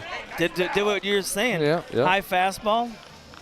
You know, and look, Moeller's a leadoff hitter for a lot of reasons probably, and one of them is he can hit defensively like that, right? And foul pitches off, stay alive, have good at-bats, and that's what's happening right here. Exactly. Nope, exactly. Richardson on third, Swanson on second. 2 down. Lockemeier's pitch to Moeller. Fastball's up for a walk. So 4th walk of the day for Lockemeyer. Moeller's going to jaunt down to first. More of a safety pitch though, right? Pitching around him. So I'll bring up the left fielder, Will Harder, who had the first single of the day for Rosemount in the second. Moeller got a little excited there for the walk, Casey, and I think some of the Eagan folks took exception to that. You know, energy is high, competitiveness is high here. Yeah. Well, and the thing, thing too is it's these teams know each other so well. Right? True. You know True. what I mean? Yeah. And very well played. Traveling ball together growing up for or years. Against each other. Yeah, exactly. Parents know each other, so it's a big game. I'm sure there's a lot more that goes on between the white lines that we ever see or hear about. Yeah. No. What you see is what you get. Yeah. As we mentioned, Eagan and Rosemount split the season series with both teams winning at home against each other. 1-0 count, Lockemeier to Will Harder, left fielder. Curveball in there for a strike. Had the take sign. For some reason to me, that thing looks like a very short bat. Looks like it's like a 30 or 31. Yeah.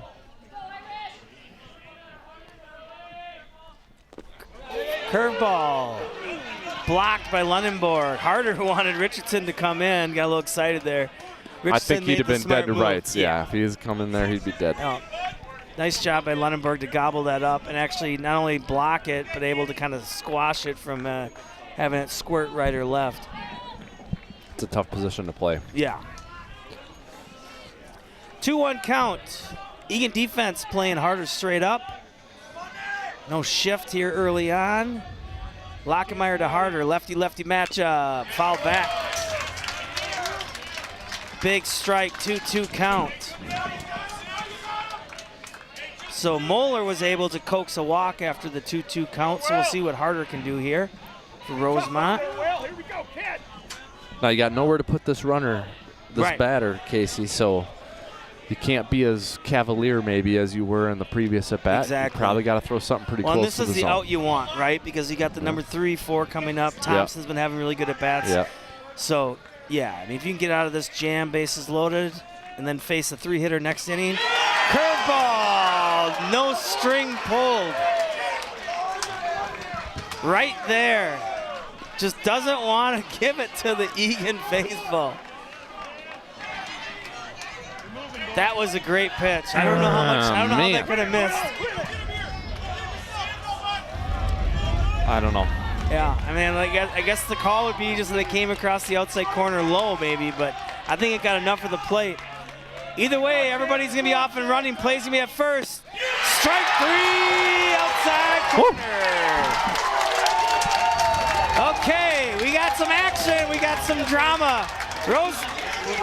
Rosemount. We're going to get a replay here as that fastball catches the outside corner.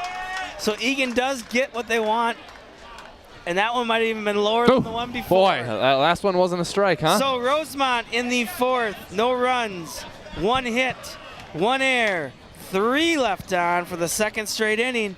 0's on the board. We'll be back in 30 seconds for the top of the 5th with Eagan and Rosemount.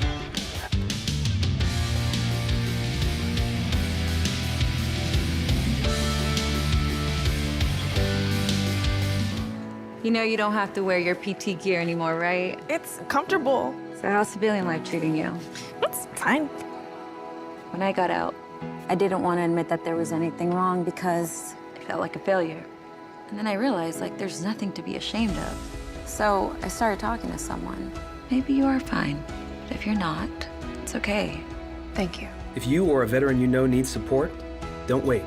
Reach out. Find resources at va.gov/reach. All right, a lot of excitement, a lot of happy faces in that Wildcat dugout after they get out of the bases loaded jam. The old ever 3-2 count, bases loaded, 2 outs. Everybody's off and running, and he catches him with a fastball on the outside corner for strike 3. So that'll bring up the designated hitter for Eagan. It'll be George Esser, senior, as he'll step in. Eagan will be going 8-9-1 here in the 5th. Jack Thompson is still on the mound for the Irish, set to play at Valparaiso, which I know is a pretty good Division I baseball program. Yes, it is. You see them playing late in the summer quite a bit, don't you? Yeah. Not as good as the other V, not as good as Vanderbilt. Vandy, yeah. They still do all right. 1-1 count. Thompson throws the old changeup across for a strike. Ooh. Took off about 30 miles an hour on that one, it seemed like. Esser didn't like that one. No, that one kind of floated in outside corner. 1-2 count. Another changeup outside corner. You know, he's just not getting a lot of good pitches to hit. He's not. And he swung at the first 2 pitches of his first at bat, if I recall correctly. Yeah. And since then has not gotten a lot to hit. Right. Yeah. Well, they don't want to use a big, strong football player. They don't want to come inside. I wouldn't do that either. Yeah. There they did. So heater for a strikeout. That's going to be the 6th strikeout of the game for Thompson here in the 5th. Tate Gage, sophomore left fielder, is going to step in. Got wheels, as we mentioned. 4 stolen bases. Yep. High fastball for a strike. For that strikeout for Thompson. Gage, though, 4 stolen bases, 7 runs. So when he gets on base, good things happen. Could see a drag bunt here. We'll see. Thompson's trying to get that pitching gun out. I always felt if I was going to drag bunt to get on, I wouldn't do it on the first pitch of an at-bat. Right. Right? Yep. No, usually not. I mean, wouldn't. Unless the pitcher's been primarily throwing first pitch fastballs and like the third baseman's Sure. playing way back. But yeah, usually might want to maybe even swing at one, right? Yeah. And then maybe try to drag on the second because I'm strike. trying to lull the defenders to sleep, right? Yep. They may be expecting it, looking for anything on the first pitch. And I mean, Richardson at third's playing even. He's so, I mean, even. He's not playing back. So another nice changeup in there for a strike. I do believe that came across a little low. Yeah, everyone wants one now, right? When you get a close, controversial call. I just hear like a lot of Ric Flairs behind me after each pitch now. I don't know what's going on. Is he a Rosemount alum? I don't know. That guy changes allegiances every day between the teams he likes, right? Yeah. Another curveball on the slider by Thompson. He's up to 7 strikeouts. I know our guy Gage didn't think that was a strike. It looked good from here. Yeah. And Thompson's been in the zone most of the game. So I think for Eagan here, you go up there and you should be swinging. There's early. A lot of strikes. Yep. Well, and I think, and this is the beauty of having this many seniors for Rosemount, right, is in these tight games they've been in them. Yeah. And then the other thing is Eagan has all that momentum getting out of that jam, and then you get your senior ace on the mound to just come out here and just shove by throwing strikes after strikes after strikes. I mean, he could strike out all 3 batters, and then the momentum just right back on Rosemont's. You're right. Right? Yeah. So it's the beauty of having that ace, that stud, right? As that curveball just misses in. 2-1 count to George Anderson. And I think that was a good pitch, Casey. But again, I think that was in. You know, so Anderson ahead in the count here and has a chance to make something happen with 2 outs. And if people are curious as to why Thompson keeps looking at his wristband to see a swing and a miss by Anderson, is because they've employed a little different style. They do the wristbands for their pitchers, right? Okay. So he's getting the signal from the bench. Both the catcher and the pitcher are obviously seeing what's being called. So a little bit different style. Yeah, absolutely. A little bit different. As Anderson swings at a high heater, and that's strikeout 3. Snapper mow him down. No runs, no hits, no errors. Nobody left on. And Thompson cruising. Now he's up to 8 strikeouts through 5 innings. We'll be back in 30 seconds here for the bottom of the 5th as Rosemount will be coming to the plate versus Eagan. Every day, thousands of kids start vaping. And I can't let this happen to my kid. Of course, it's awkward to talk to your kids about the dangers of vaping. Hey, bestie, how sketch is vaping? It's hard to get their attention. Ready? Go. Yes. Look at that. You didn't even turn yours over. So if you want to talk to your kids about the dangers of vaping, you got to get it trending.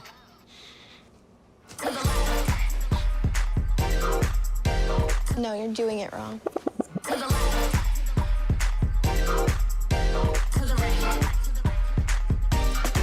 Let's go. Can we talk? Yeah, what's up? Visit talkaboutvaping.org for tips on when and how to have the vape talk.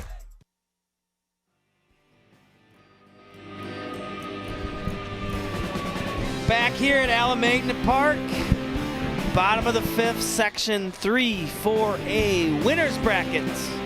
Both teams undefeated coming into today. So the ever important winners bracket matchup, as the winner is going to be sitting in that driver's seat, and we need to be beaten twice to not be able to attend the 2023 state tournament. Which I still feel like, we got some dogs in the house. Not too hot for them, keeping them cool.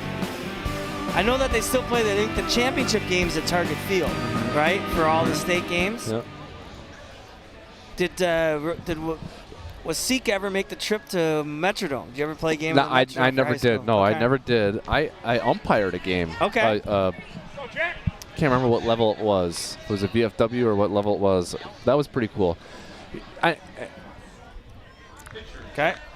Maybe it's at Saints too. Maybe there's a scheduling conflict. I actually would like it's cool to play in the big league ballpark, Yeah. right? But it's almost too big. I know. Right? Yeah. I mean, the atmosphere here is awesome. Yeah, well, you know what I that's mean? just Because it. you're compact, and I'm not suggesting it should be here. I'm suggesting the Saints Stadium may be a better spot for it. Yeah, no, for sure.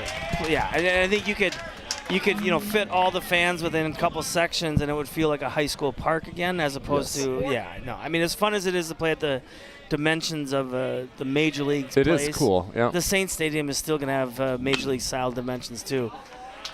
Ball hit down the line. This is. What we got here? We got the pitcher, This is Jack Thompson. Yep. So quickly 0-2. So pitcher via pitcher battle here.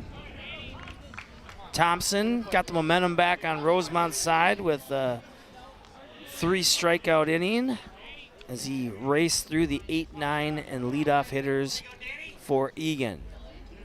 No score. Changeup up high. You think Thompson's a good athlete? Ace, starting pitcher, I think bats so. third, left-handed. Going to Valpo? I think so. Valparaiso, yeah. I think so. And, not the prototypical, 6'3", lanky left-handed pitcher, right? Right, yeah. So Lockemeyer wins the battle of VE pitchers. Then that one on the curveball on the outside corner for strike 3. Bring up number 4 hitter, the first baseman, is Carter Tyson. But yeah, more of the Bulldog style, right? Kind of the Louis Varland lookalike. There you go. Louis is a little taller, a little bigger, but Tyson steps in. He's reached twice, walk, and then also an intentional walk. Hot shot down the line. Gets past Huseman. Gonna have a play at second here. Fielded by Gage. Oh, he pulls it back. Smart base running by Tyson. Absolutely. Nice job by Gage to hustle down there and cut that off. Ball was hit pretty hard as well, so that might have been more of demise to Tyson. No chance there for Huseman. Hit too hard. Gets Yep. through. Probably one of the better hit balls of the afternoon. And a strong throw by Gage. I mean, all in the air, not even a one hop. Keeps Tyson at first. That's Lockemeyer's 4th hit of the day that he's given up. We're going to see a early pinch runner here. Bring back Tyler Roth.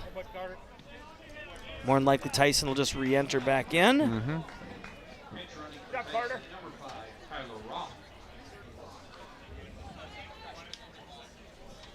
All right, so that'll bring up the shortstop, Carson Bloom, who's played a solid game at short already today.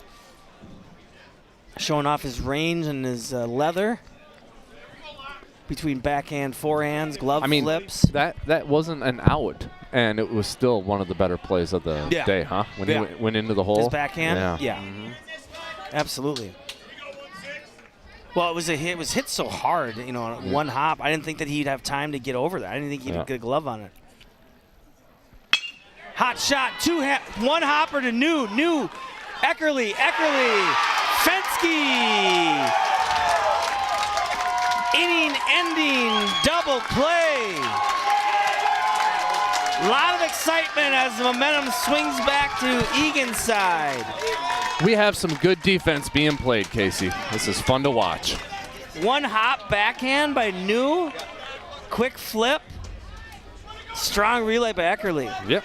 So for Rosemount in the bottom of the fifth, no runs on that one hit, no errors, nobody left on. Zeros on the board. We'll be back in 30 seconds for the top of the sixth and Eagan at the plate. Where did the time go? I don't know how I got here. You've done the hard part. You quit smoking. Now do the easy part and get scanned for lung cancer. If you smoked, you may still be at risk, but early detection could save your life. Talk to your doctor and learn more at savedbythescan.org. How do you know when you've made the right decision? It's the feeling you get in your gut, the one that tells you what's right or wrong. It's the voice inside you that says, I'm buzzed. Better leave the car when it's time to go. Buzz driving is drunk driving.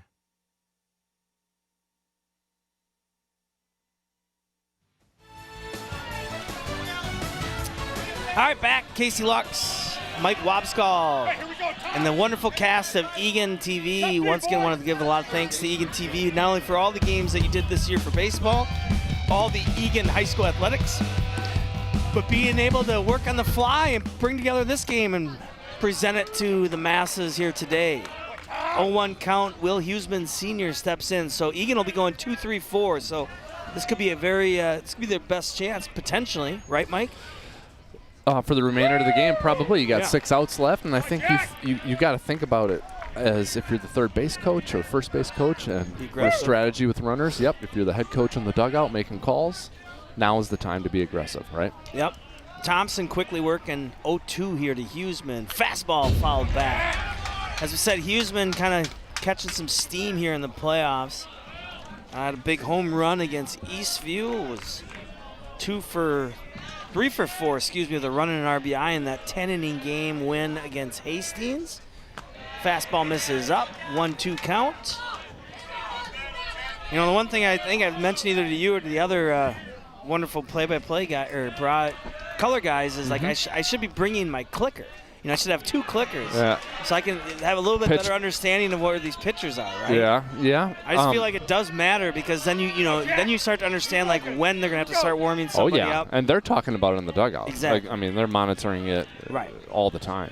I think both the starters are probably in a good spot right now. So Huseman gets down 0-2 and thought he had a walk, but it's 3-2. They called it a strike. I see. Yeah. Okay. It's ball 3. I like it though. I like it. Well, you definitely want to get on base after you do that, right? Now you got to get on base. Right. All right, 3-2 pitch. Foul back by Huseman. Yeah.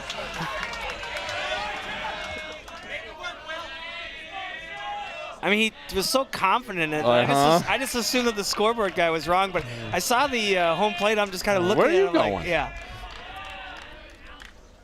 Oh, no. Another heater. He swung out of his shoes. Yep. 9th strikeout of the game by Thompson.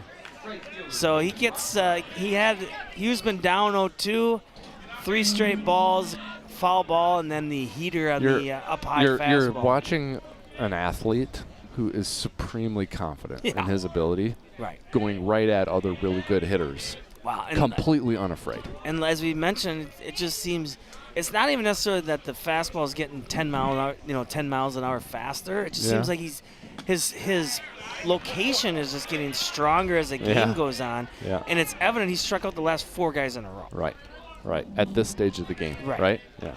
And he's just just willing Rosemount to the victory here. Got a 0-0 game, right? Yep. So 1-1 count. David Rockford steps in. David playing right field today, also plays some second. 269 on the season, 406 on base, 7 RBIs, 8 stolen bases, 9 runs. And a wonderful senior season. 2-1 count. Thompson to this point's given up only 2 hits with only 1 walk. That one's going to be popped up down the line. It's going to be foul territory. Harder coming in, makes the catch. Now, those look easy. They're tailing away from you a little bit, and it's tailing away from you, but the wind is pushing against it, which makes it a little bit more difficult like a to side judge. Spin, yeah, right. Yep. Nice play by the left fielder. Yeah, and then on top of it, too, then you kind of go from being in the sun to the shade. So. Yep. You know, you like to think a lot of things are automatic in baseball, but they just really aren't. You know what I mean? No. It's just usually too many other factors. So Fenske's going to step in, senior first baseman, going to Dakota Westland. Fenske, 3 home runs on the season, team leader in 15 RBIs, team second in the team with 11 runs, 5 stolen bases as well. Fastball inside misses, hitting 283. So definitely can get into one. We do have, like I said, about 9 to 10 mile an hour wind. It seems like it's coming kind of straight in from left field, so coming right in at the hitter. Thompson, a 2-0 count, has struck out 4 of his last 5 outs. I mean, I know it's he's down 3-0 right here, but Yeah. Thompson, 2-0 count through a breaking ball. Right. Because he, again, confident. Exactly. Yep. Get me over fastball. Well, and the other thing, too, is, like I said, they know the hitters. I mean, Eagan's number 4 hitter, right? Like, you're down 2-0, but you go, I'm not going to just throw a cookie over the middle of the plate, right? You know what I mean? Like, I'm not just going to give him a chance to put one out or have a double, right? Yep. But, yeah, I've been impressed. His placement, especially in the outside corner to righties. Mm-hmm. Right there. Like right there? Yeah. Jeez. Good timing on that Absolutely. commentary, Casey. Absolutely. Here we go, Jack. Finish it. Here we go, hit. Well, it looks like he's kind of employing. It seems that he's kind of employing, like, 2 different breaking balls, right? It seems like there's a sharper, which very well could be a slider, and then, like, his curveball is a little bit, he takes something off of it, right? Yeah. Hits the same spot. Thompson was hopping off the mound. Second walk of the game for Thompson.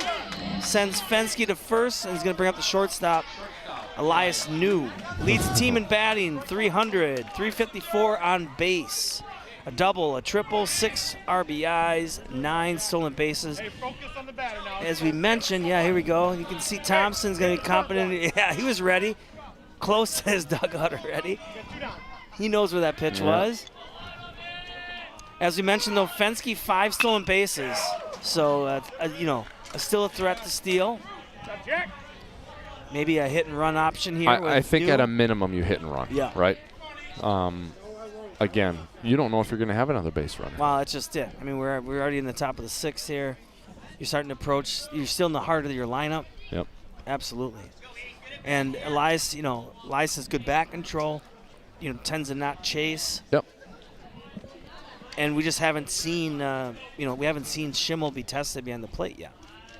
And but part of that is also with Thompson doing such an excellent job as a lefty on the mound. But you also right? wouldn't mind if Elias was leading off for you next inning either. Exactly. And there he goes. There was a hit and run. Yeah. And with 2 strikes, I would keep doing it. Right. Because you're going to have to protect the plate here. There's going to be swinging, a lot of swinging. So yep.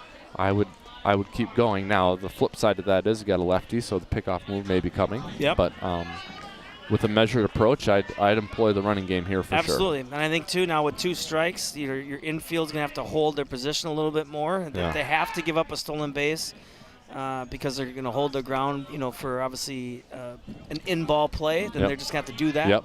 So, in a sense, it's not a bad thing to steal here because, you're putting the defense in a tough spot, too. Yep. So 0-2 count, 2 down. Thompson still on the mound. Throw over again. Fenske at first. reached on a walk. Thompson's only second walk of the day, up to 9 strikeouts with 2 hits, cruising through 5. And we're in the top of the 6th, no score. Changeup, misses outside. Thompson wanted it. Thompson wants it all. I get it. Yeah. I get it. That home plate umpire, you're not going to see that too many more times. I know. That's a tough thing. It's a fine line of like the confidence and knowing where your pitches are, and then but then not crossing over the line of like showing them up and thinking everything is a strike. Yep. Check swing by New. So just like that, New's done a nice job. It was an 0-2 count. Battled it back to evens. 2-2 count, 2 outs. Fensky at first. We could see Fensky take off. I think here. you got to throw over here. Yeah, I think he might throw over too. Nope, it's not. A little dribbler in front of the plate. Schimmel with the relay to Tyson. And Tyson is a retired New for the 3rd out of the inning. So Eagan, no runs, no hits, no errors, 1 left on. Still nobody's came across home plate. 0's on the board. We'll be back in 30 seconds here for the bottom of the 6th and the Rosemount Irish to the plate.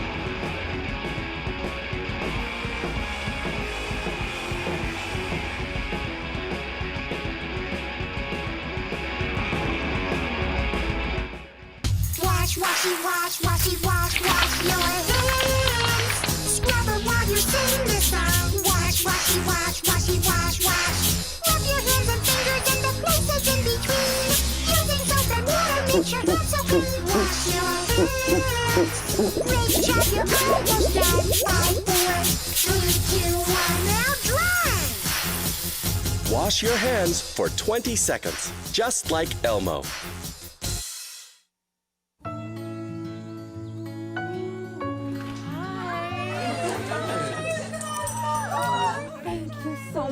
Fostering a pet for a friend or neighbor can keep families together. Learn more at petsandpeopletogether.org.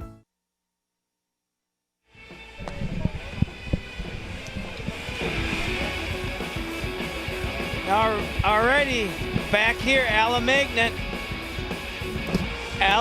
Park, Section 3, 4A, winners bracket action.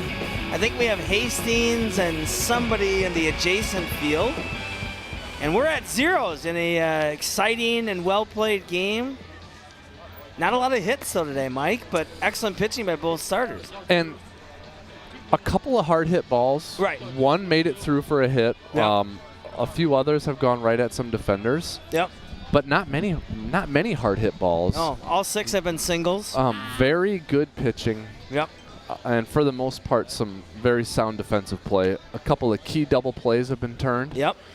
And no mistakes on the base paths. It's been a very crisp, clean game. Fun to watch, and this is a high level of baseball right Absolutely. No, and I think, you ask both coaches, obviously they would love to be up, 6-0 in the 6th inning. But if you tell them, hey, it's a 0-0 game and you haven't, put a lot of guys on base and your ace starter pitchers are both, going into the 6th inning.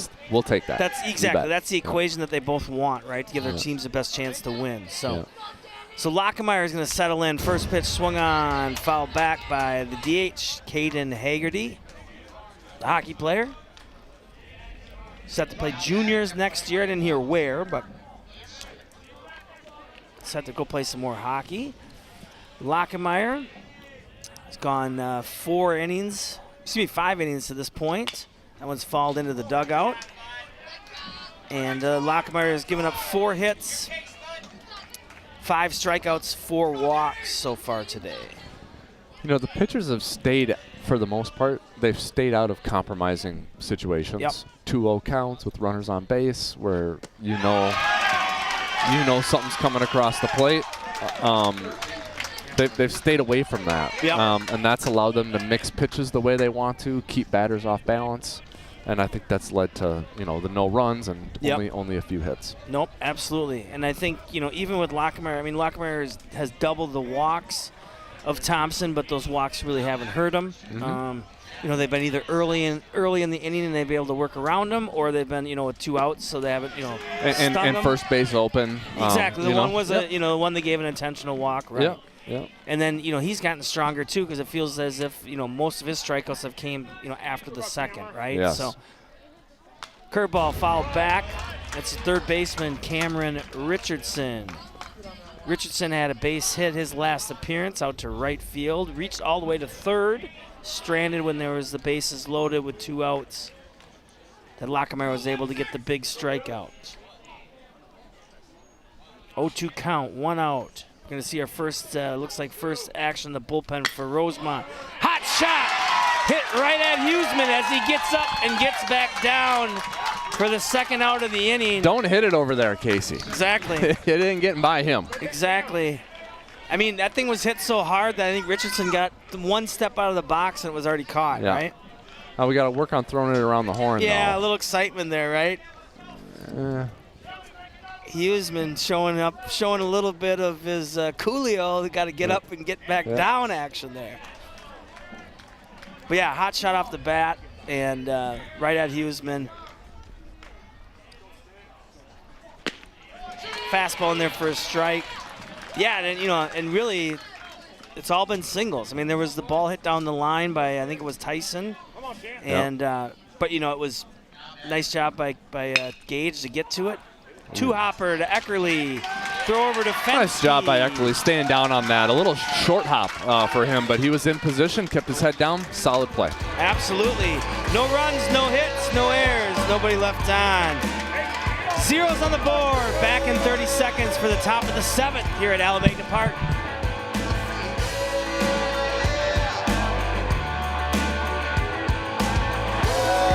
I'll see y'all.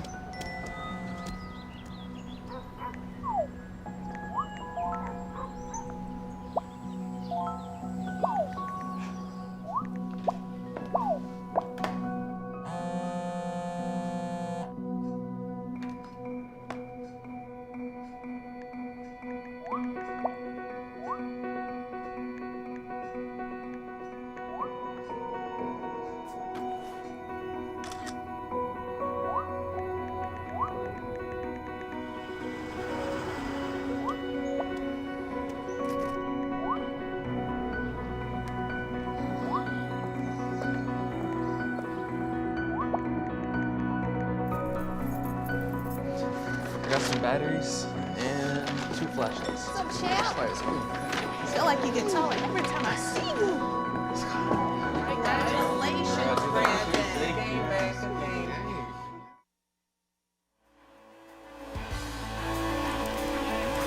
Back here at Alameda Park, Casey Lux, Mike Wapskall.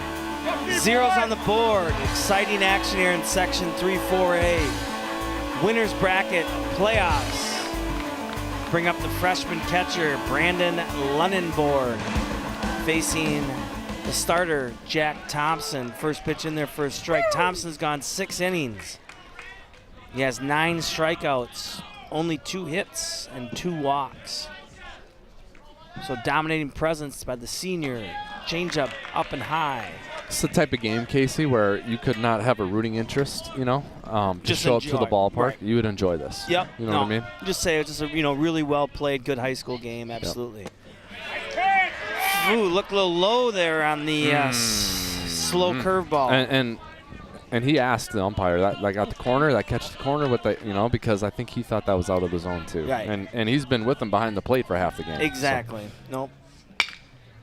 Ooh, backhanded by Thompson, and his throw. He's safe. He's safe. Whoa! That's the wrong call. That's the wrong call, Casey. Yeah, I think so too. Heck of a play by Thompson. Did the old backhand behind his back with his glove hand. We're going to get a replay here. 2-hopper up the middle by Lunenborg. We're watching this play. And safe. And he was safe.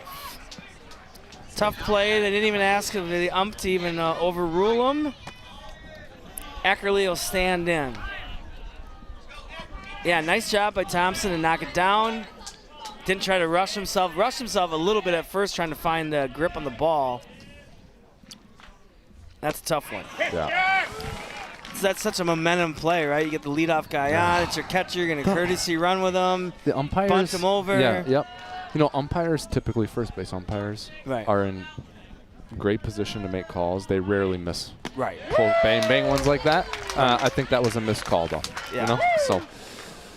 Yeah, I mean, it looked like his foot was coming down on the base, and there was still about 3 feet for that ball to get to the. I mean, it was. Anyhow, 1-2 count. Curveball in there for a strike. Eckerly out on 4 pitches. That's strikeout number 10. And I think we may see a pinch hitter here. We'll see. Coach Butler might be going to the old bag of tricks or just get some things figured out. As we mentioned, I know for Rosemount, we have a little action in their bullpen. It's Caden Hagerty, the DH. To which Eagan would say, yes, please, thank you. Right. Absolutely. We'd like to see a righty at some point today. Yeah.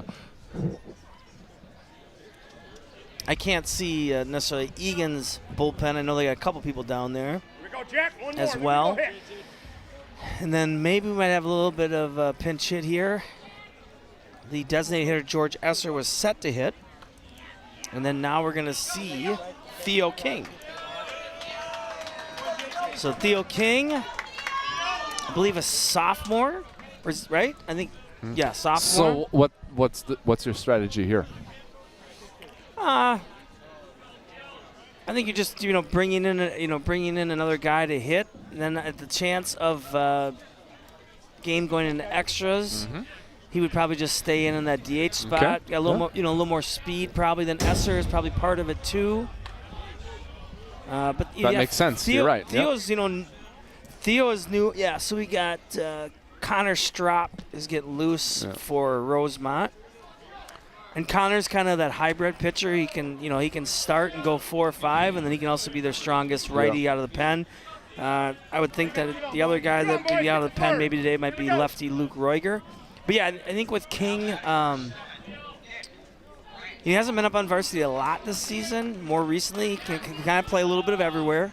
Plays some first, even though he's not the tallest guy. But I've been told, takes real good bats, good approach. So. All right, well, he starts off ahead here. Yeah, exactly.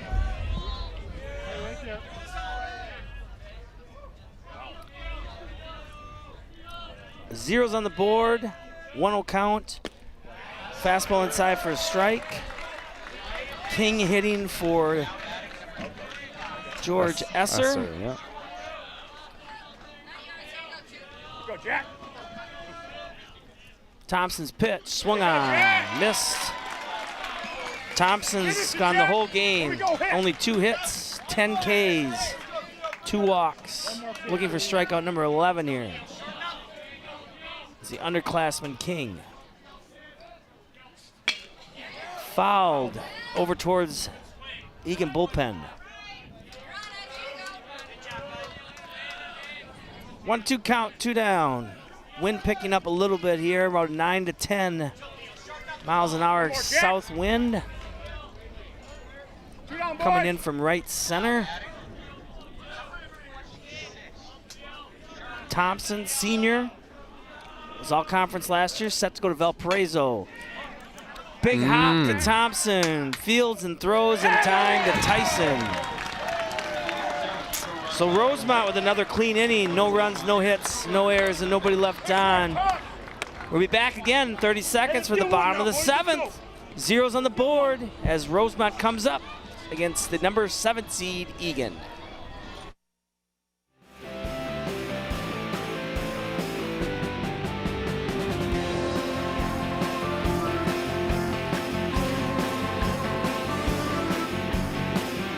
Hi, I'm Ryan Blaney, a third-generation race car driver, and we dedicate a lot of our time to going as fast as possible. But when my grandpa was diagnosed with Alzheimer's, it was a very unexpected bump in the road for us. It's important to notice if older family members are acting differently, experiencing problems with their memory, or having trouble with routine tasks. Early detection of Alzheimer's can give your family time to explore support services, make a plan for the future, and access available treatments. If you or your family are noticing changes, it could be Alzheimer's. Talk about seeing a doctor together.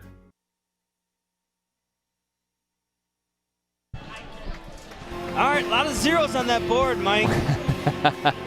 Well, we want to keep it that way this inning. Yeah, it's been a quick one. This half inning, It's yeah. been a good, clean, crisp game. It's been a lot of fun. Both left-handed pitchers, the aces of both respective clubs, showing why they're the aces. Stymied both these defenses or both these offenses today. Solid play in the field. Total of 3 errors, 2 by Rosemount, and those errors actually were early on within the first, second inning, and just the 1 by Eagan. So Danny Lockemeyer is still in the game. He started today. He's gone so far 6 innings with 4 hits, 6 Ks, 4 walks. So got to just keep that pitch count low. Try to stay away from the high ball counts. Yep. Especially early on. He's going to be facing not top of lineup. Excuse me. We're at the bottom here. Yeah. So it'll be 9 then top. So let's see. I don't see get any. that ever important first out, right? With Jake Schimmel being the catcher. Yep. Don't see any changes. No. Yeah. I think, like out there. I said, I think we'll see King very well just stay in the game, Yeah. right? As the DH. Yeah. Yep. Otherwise, Eagan still employing their same squad on defense. And as we said, too, Hagerty up in the pen, who's been the DH today for Rosemount. Connor Strop up in the pen for Eagan. Have to think that both pitchers are getting closer to that pitch count, but it's hard for us to know exactly where it is. But hard to take him out, too. Yeah, exactly. Well, Thompson has been very efficient, but with 10 strikeouts, I mean, right there's 30 pitches, if not more, right? So it's like, he could be teetering up. It might not seem like he's at 90, but he could be up around 90 anyway. Yeah, sure. Lockemeyer's had 4 walks, so I would think that his pitch count's about the same, too. Yeah. And actually, Lockemeyer's number could be the same as what Thompson just finished with. So fouled away. Coach Degremont got it out of the way of that one. Yeah, he just heads up. The ugly finder almost found him. 0-2 count. Lockemeyer in control here. Number 9 hitter, the catcher, is Jake Schimmel for the Irish. Ripped on to center, but right at Anderson. You mentioned that they're playing a little shallow earlier in the game, and I think Anderson had to run up on a fly ball earlier in the game when they had a fake tag. Rosemount had a fake tag. Nice solid throw in there, and Anderson still playing shallow there and served him well. He didn't have to run up too far for that one either. Yep. June Moeller, second baseman, leadoff hitter, set to play at DCTC. And I think, part of it, too, for me, I mean, I spend all my Eagan high school games at Eagan at Wildcat Park. Yeah. So, you're used to the left fielder playing about 15 feet in from a short fence to left, right? Yeah. And then the center fielder, George is usually playing a little bit deeper. So they just look shallow to me today, but, nobody's gotten burnt on either side. So not even close. Yeah. Ball just isn't really carrying, and honestly, it's more so that you tip the cap to the pitcher. Pitchers are winning. Exactly. Yep. And they just haven't, thrown that the cookie, so to say, over the plate to get smashed on. 2-0 count to Moeller. 3-0 count to Moeller. Don't want to get that leadoff guy out. Not at all. On deck will be Harder. Lockemeyer, as we said, 6 strikeouts, but he does have those 4 walks. But he's spaced out those walks throughout today. Fastball in there for a strike.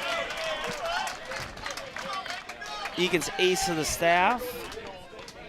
Averages more than a strikeout an inning. Here we go, June.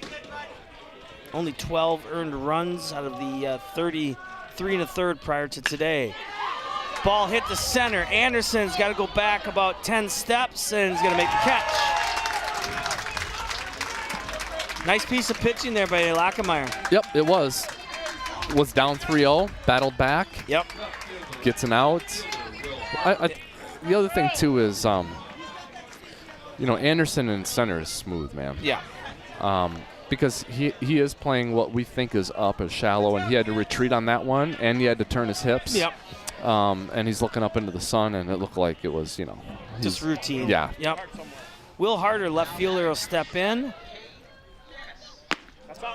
Fastball misses up.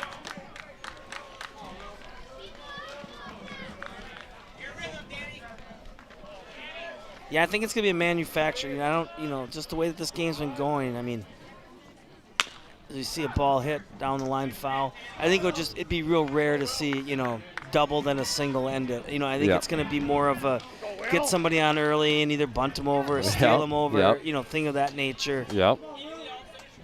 It just, ball hasn't been carrying and people haven't been hitting it, We're not going to see home runs here all of a sudden start popping up. Ball in play here from the field behind us. Second one of the day.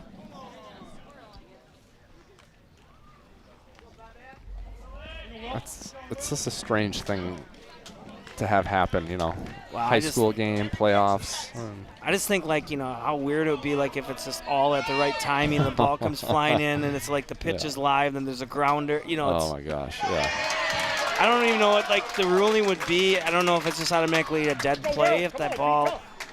Be a good question for Coach Butler. Yeah. I would think that they talk about that when they go over the ground rules before the game here, given that there's a field directly behind us. Exactly. Nice curveball by the Lockemeyer there. 1-2 count. Rollover pitch. Eckerly comes in, fields it to Fensky in time. And a big clenched fist from Lockemeyer as he gets out of the 7th. So Lockemeyer does his job, especially after being down 3-0 to the leadoff hitter Moeller. Nice play by Eckerly. No runs, no hits, no errors, nobody left on. We're going to extras. 0-0 is on the board. Back in 30 for the top of the 8th.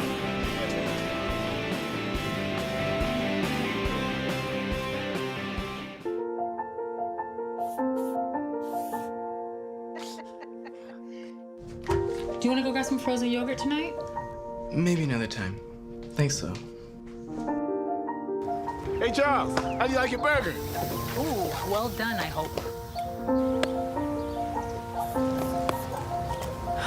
I love this tree.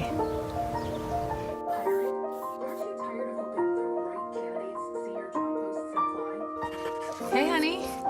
We thought we'd try something new. Family art hour. Come on, sit down. Okay, guys, what do you think? That is you. Oh, you got jokes. You're funny. That is you, and that is your son, and your other son.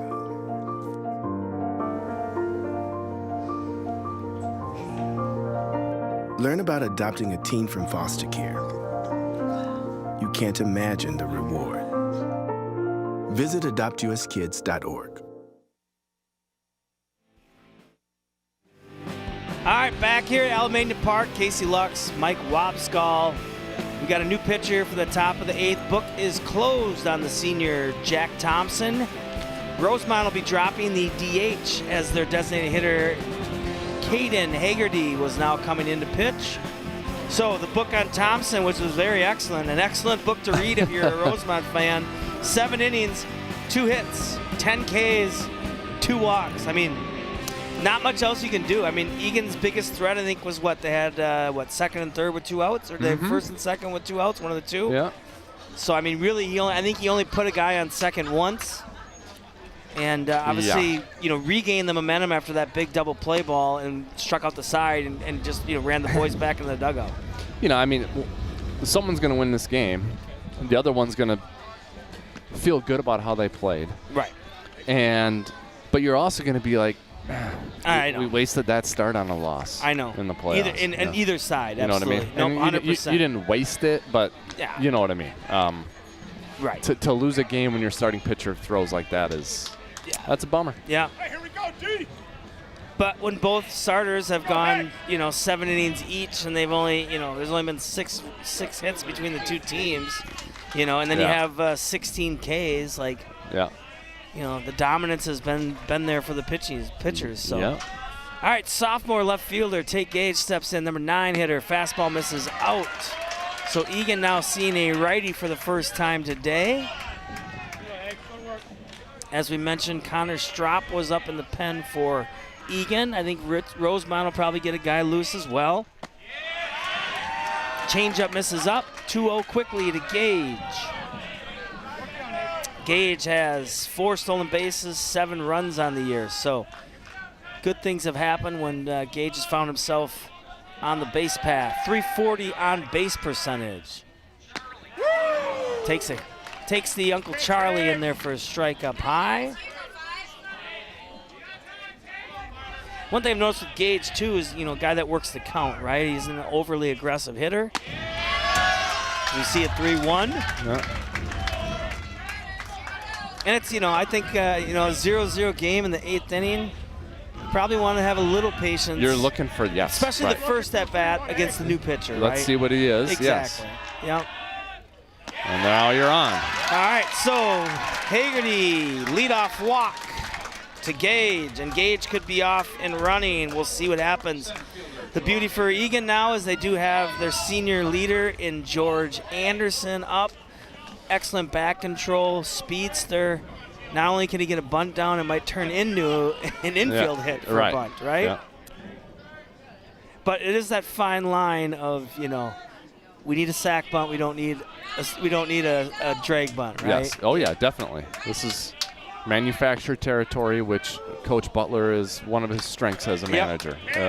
Knows how to manage the game from this standpoint, has an idea of what he wants to do. Yep. Undoubtedly has had his team practice it. Yep. Prepped for it. Now it's a matter of executing. Yep. So what you're noticing on TV, your fans, is that the Eagan squad has their wristbands basically on their belt loop, and that's going to be what their number system from Coach Butler is going to be. Oh, no. Bunt straight up to Haggerty. Haggerty catches it. Anderson retired. Yeah, I don't know if, the feet were moving too quick, and that's why he wasn't able to keep the barrel down. But he just kind of lifted that one up, and it was an easy play for Haggerty to run under and smart base running by Gage. But, yeah, once again, you're noticing, so Eagan is going to take a look at their wristbands, and then they have a number system for not only their offensive style, but their defense as well. Yeah. And you're starting to see, you and I talked about it, but you're starting to see more and more colleges have gone to this too. Yeah, and it is different. And I don't know how new it is, but it's a different style of communicating. Yeah, and of coaching, management. Yep. And in a way, oh no. Yep. Has Gage picked off, high throw. We're gonna do the old rundown. So excellent pickup by Haggerty, takes Gage off the bases. 0-1 count to the senior third baseman, Huseman. Nothing going the way Eagan wanted to after a leadoff walk. No. It's tough. Pop a bunt up into the air and then get picked off at first. Yeah, I think the tough thing too, I think a lot of runners realize it, but if you get picked off, your best chance is just to fly to second. Probably. And, and just make them make the throw and then to tag. Sawed-off pitch to Huseman. Haggerty makes the catch. So after Haggerty walked Gage on 5 pitches, he comes back strong. For Eagan, no runs, no hits, no errors. Nobody left on. Back at 30 seconds for the bottom of the 8th as Rosemount coming to the plate.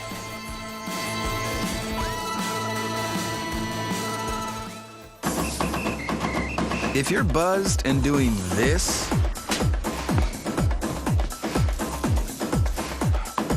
to make yourself feel okay to drive, CWX.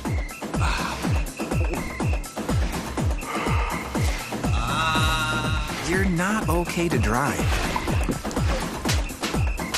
YGKLVW. Regular you. How you holding up? Nothing wrong with getting help. If I promise to look into it, will you drop it and help me build this fence? Now you need my help. If you or a veteran you know needs support, don't wait. Reach out. Find resources at va.gov/reach.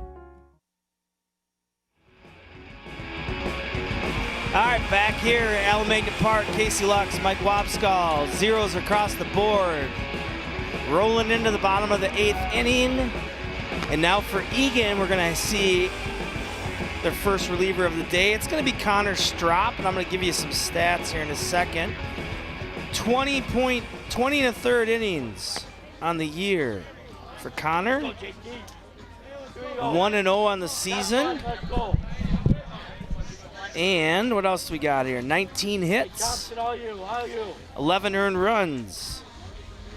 Here's one for you, Mike. 21-2 K to walk ratio. That's the big boy numbers right there. Yeah. That's 2 aces going at it. Right. Right? Absolutely. So Strop, obviously a strikeout pitcher. 21 Ks to only 2 walks, basically a strikeout an inning. And as we mentioned previously, Connor, kind of the jack of all trades. Needed as a starter, can go deep into a game, but then also can be a very strong and lengthy reliever as well. For otherwise, Eagan's kept their same line. End this thing the way he wants to end this thing, right? Yeah. Yeah. And Thompson's been swinging a good bat, has had solid at-bats here. Hugh's been playing in from third in case of a drag bunt. And Thompson is the only guy that Eagan is willing to put the shift on. So you got the shortstop Elias New out in shallow right field, and then Eckerly playing a little bit more up the middle. Fastball, not called a strike. Right there.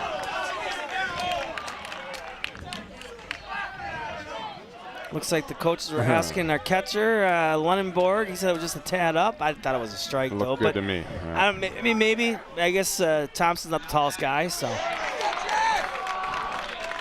So quickly, 3-0, which will be interesting to see then what happens to Rosemount if they play small ball or play for. I think you have to. Yeah, I think so too. I mean, even though it would be your 4-hitter and Tyson, but we'll see here. Fastball misses up. So today set to play cross country and track and field at South Dakota State, and Tyler Drayling is set to go to Nyack. So that's about 10 of their 18 seniors are set to play something, you know, whether it's baseball or something else. So obviously a very athletic class, a lot of experience. Thompson's at first, 0-1 count. Popped up, shallow center, and an early pop-up. Thompson takes off. Lunenberg's throw, not in time. Excellent jump by Thompson. I think they had Strop timed out. I think that's what they spent that whole first that last at bat with Tyson, right? Was just to kind of time him out and see what he was naturally doing. I mean, a strong throw by Lunenberg, but such a great jump by Thompson. Yeah, there's nothing Lunenberg could have done there. I just kept waiting. I thought that they were going to send Thompson that last at bat. You know, the art of holding runners on and of having a low percentage stolen against you, it's not just the catcher. No. I mean, this is a battery thing. 100%. And you unfortunately, 100%, because unfortunately, you know, that was another like, you know, long time thing that we passed on down. It was like, you know, you always would blame a catcher for getting stolen on. You're like, well, if your pitcher isn't changing anything up, isn't throwing over, isn't doing anything, how do you expect a catcher, you know? And that is not to suggest that Strop wasn't holding Thompson on there. I don't believe that is true at all. But the point is, you're probably right that they timed him up. Yeah, I think his timing of when he comes to his set was the same, you know, for every batter, and that's why they were able to time it out with Thompson. So, all right, fastball in there for a strike, 1-1. Got the high strike there. Thompson's on second, zeros on the board. Rosemount, the home team, so if they put one across, they will move on to the driver's seat in the Section 3-4A playoffs. Strop comes to the set. Thompson being held on by Eckerly. Fastball misses up. Carson Bloom is the shortstop today. Come on, Carson. Only 6 hits here today. 4 by Rosemount, 2 by Eagan.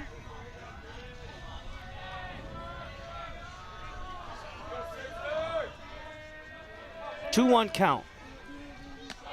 Fastball up off the glove of Lunenborg. Thompson to third. Now it's getting a little dicey for Eagan. Yep.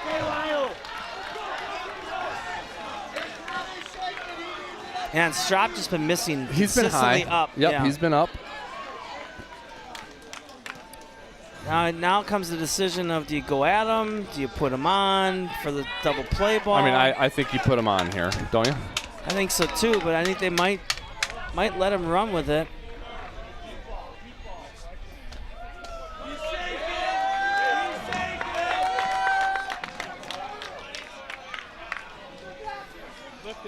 I don't know. I mean, I guess the other way you could look at it too is you play for this out on Bloom, then you put the pitcher on, which has been the DH, with 2 outs. You know, then you move down the lineup another step. Now you get down to the 7-hitter. Now they decide to put him on. Yeah. Alrighty, so the intentional walk goes to Bloom. So the second walk of the inning for Strop. Only the 1 out, and that was the pop-up to Anderson. So infield playing for a double play ball. Outfield has to be in a position where they can catch as well as throw out a runner at home. And you never know about the suicide squeeze, which Rosemount tried previously, but was bunted up straight in the air. So now you put this one on too, yeah, right? Bases loaded. Yep. So after we were praising that 21-2 strikeout to walk ratio, unfortunately Strop gets 2 put on without even his chance. All right, so the ever important visit to the mound by good friend, college teammate, and head coach Steve Butler. What's he saying out there? Well, the tough part is when you force yourself to bases loaded 1 out. I mean, you can have the greatest middle infield, right? But I feel like in a 0-0 game, when you're the away team, and you're just doing everything you can to get to the 9th. Personally, I would almost want to play it just straight up to infield to get a ground ball, throw it home. Okay. You know what I mean? In this scenario, right? I mean, if it was a little bit different and it was earlier in the game and maybe you did something like this, but I just feel like, if you want to get that double play up the middle, but if they're going to be playing in, right?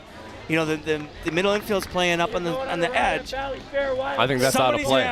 Somebody's have to why would you want to risk the bang throw to first and then the run still counts? Yep. And you lose by 1 and there's 2 outs, right? Yep, I agree with you. And it looks like that's how Eagan's playing it. Yep. I think you cut down the run, and then what you really hope for is a hot shot, and then maybe now you can get that relay from catcher to first to get that 3rd out, right? So. Okay, so it's getting dicey and tight and all sorts of fun now. So Cameron Richardson steps in. He had a base hit to right field. Strop's pitch is up for a ball. Thompson's on 3rd. He reached on a walk. Then you have Bloom on 2nd. He was at 3-1 count until they gave him the intentional walk. Hagerty didn't even have to stand in the box as he was given a free pass.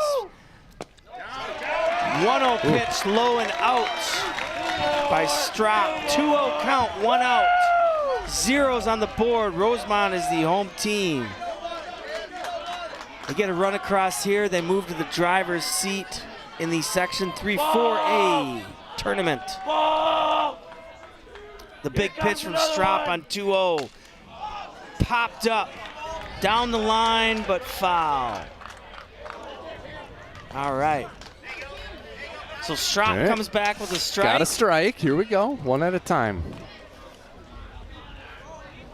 Yeah, it's not even like necessarily wild as like throwing it in the dirt and all over the place, but it's kind of maybe a little bit more of that effectively, effective non-command in a sense, right? Just because the hitters don't know when the strike's coming. So fastball up to Richardson. Rosemount faithful will be going wild here. 3-1 count. Eagan defense playing in. Outfield all at a reasonable distance where they can catch a pop-up and still try to throw out Thompson at 3rd. 3-1 count. Strop on the mound. Richardson at the plate. Ball 4. Low and outside.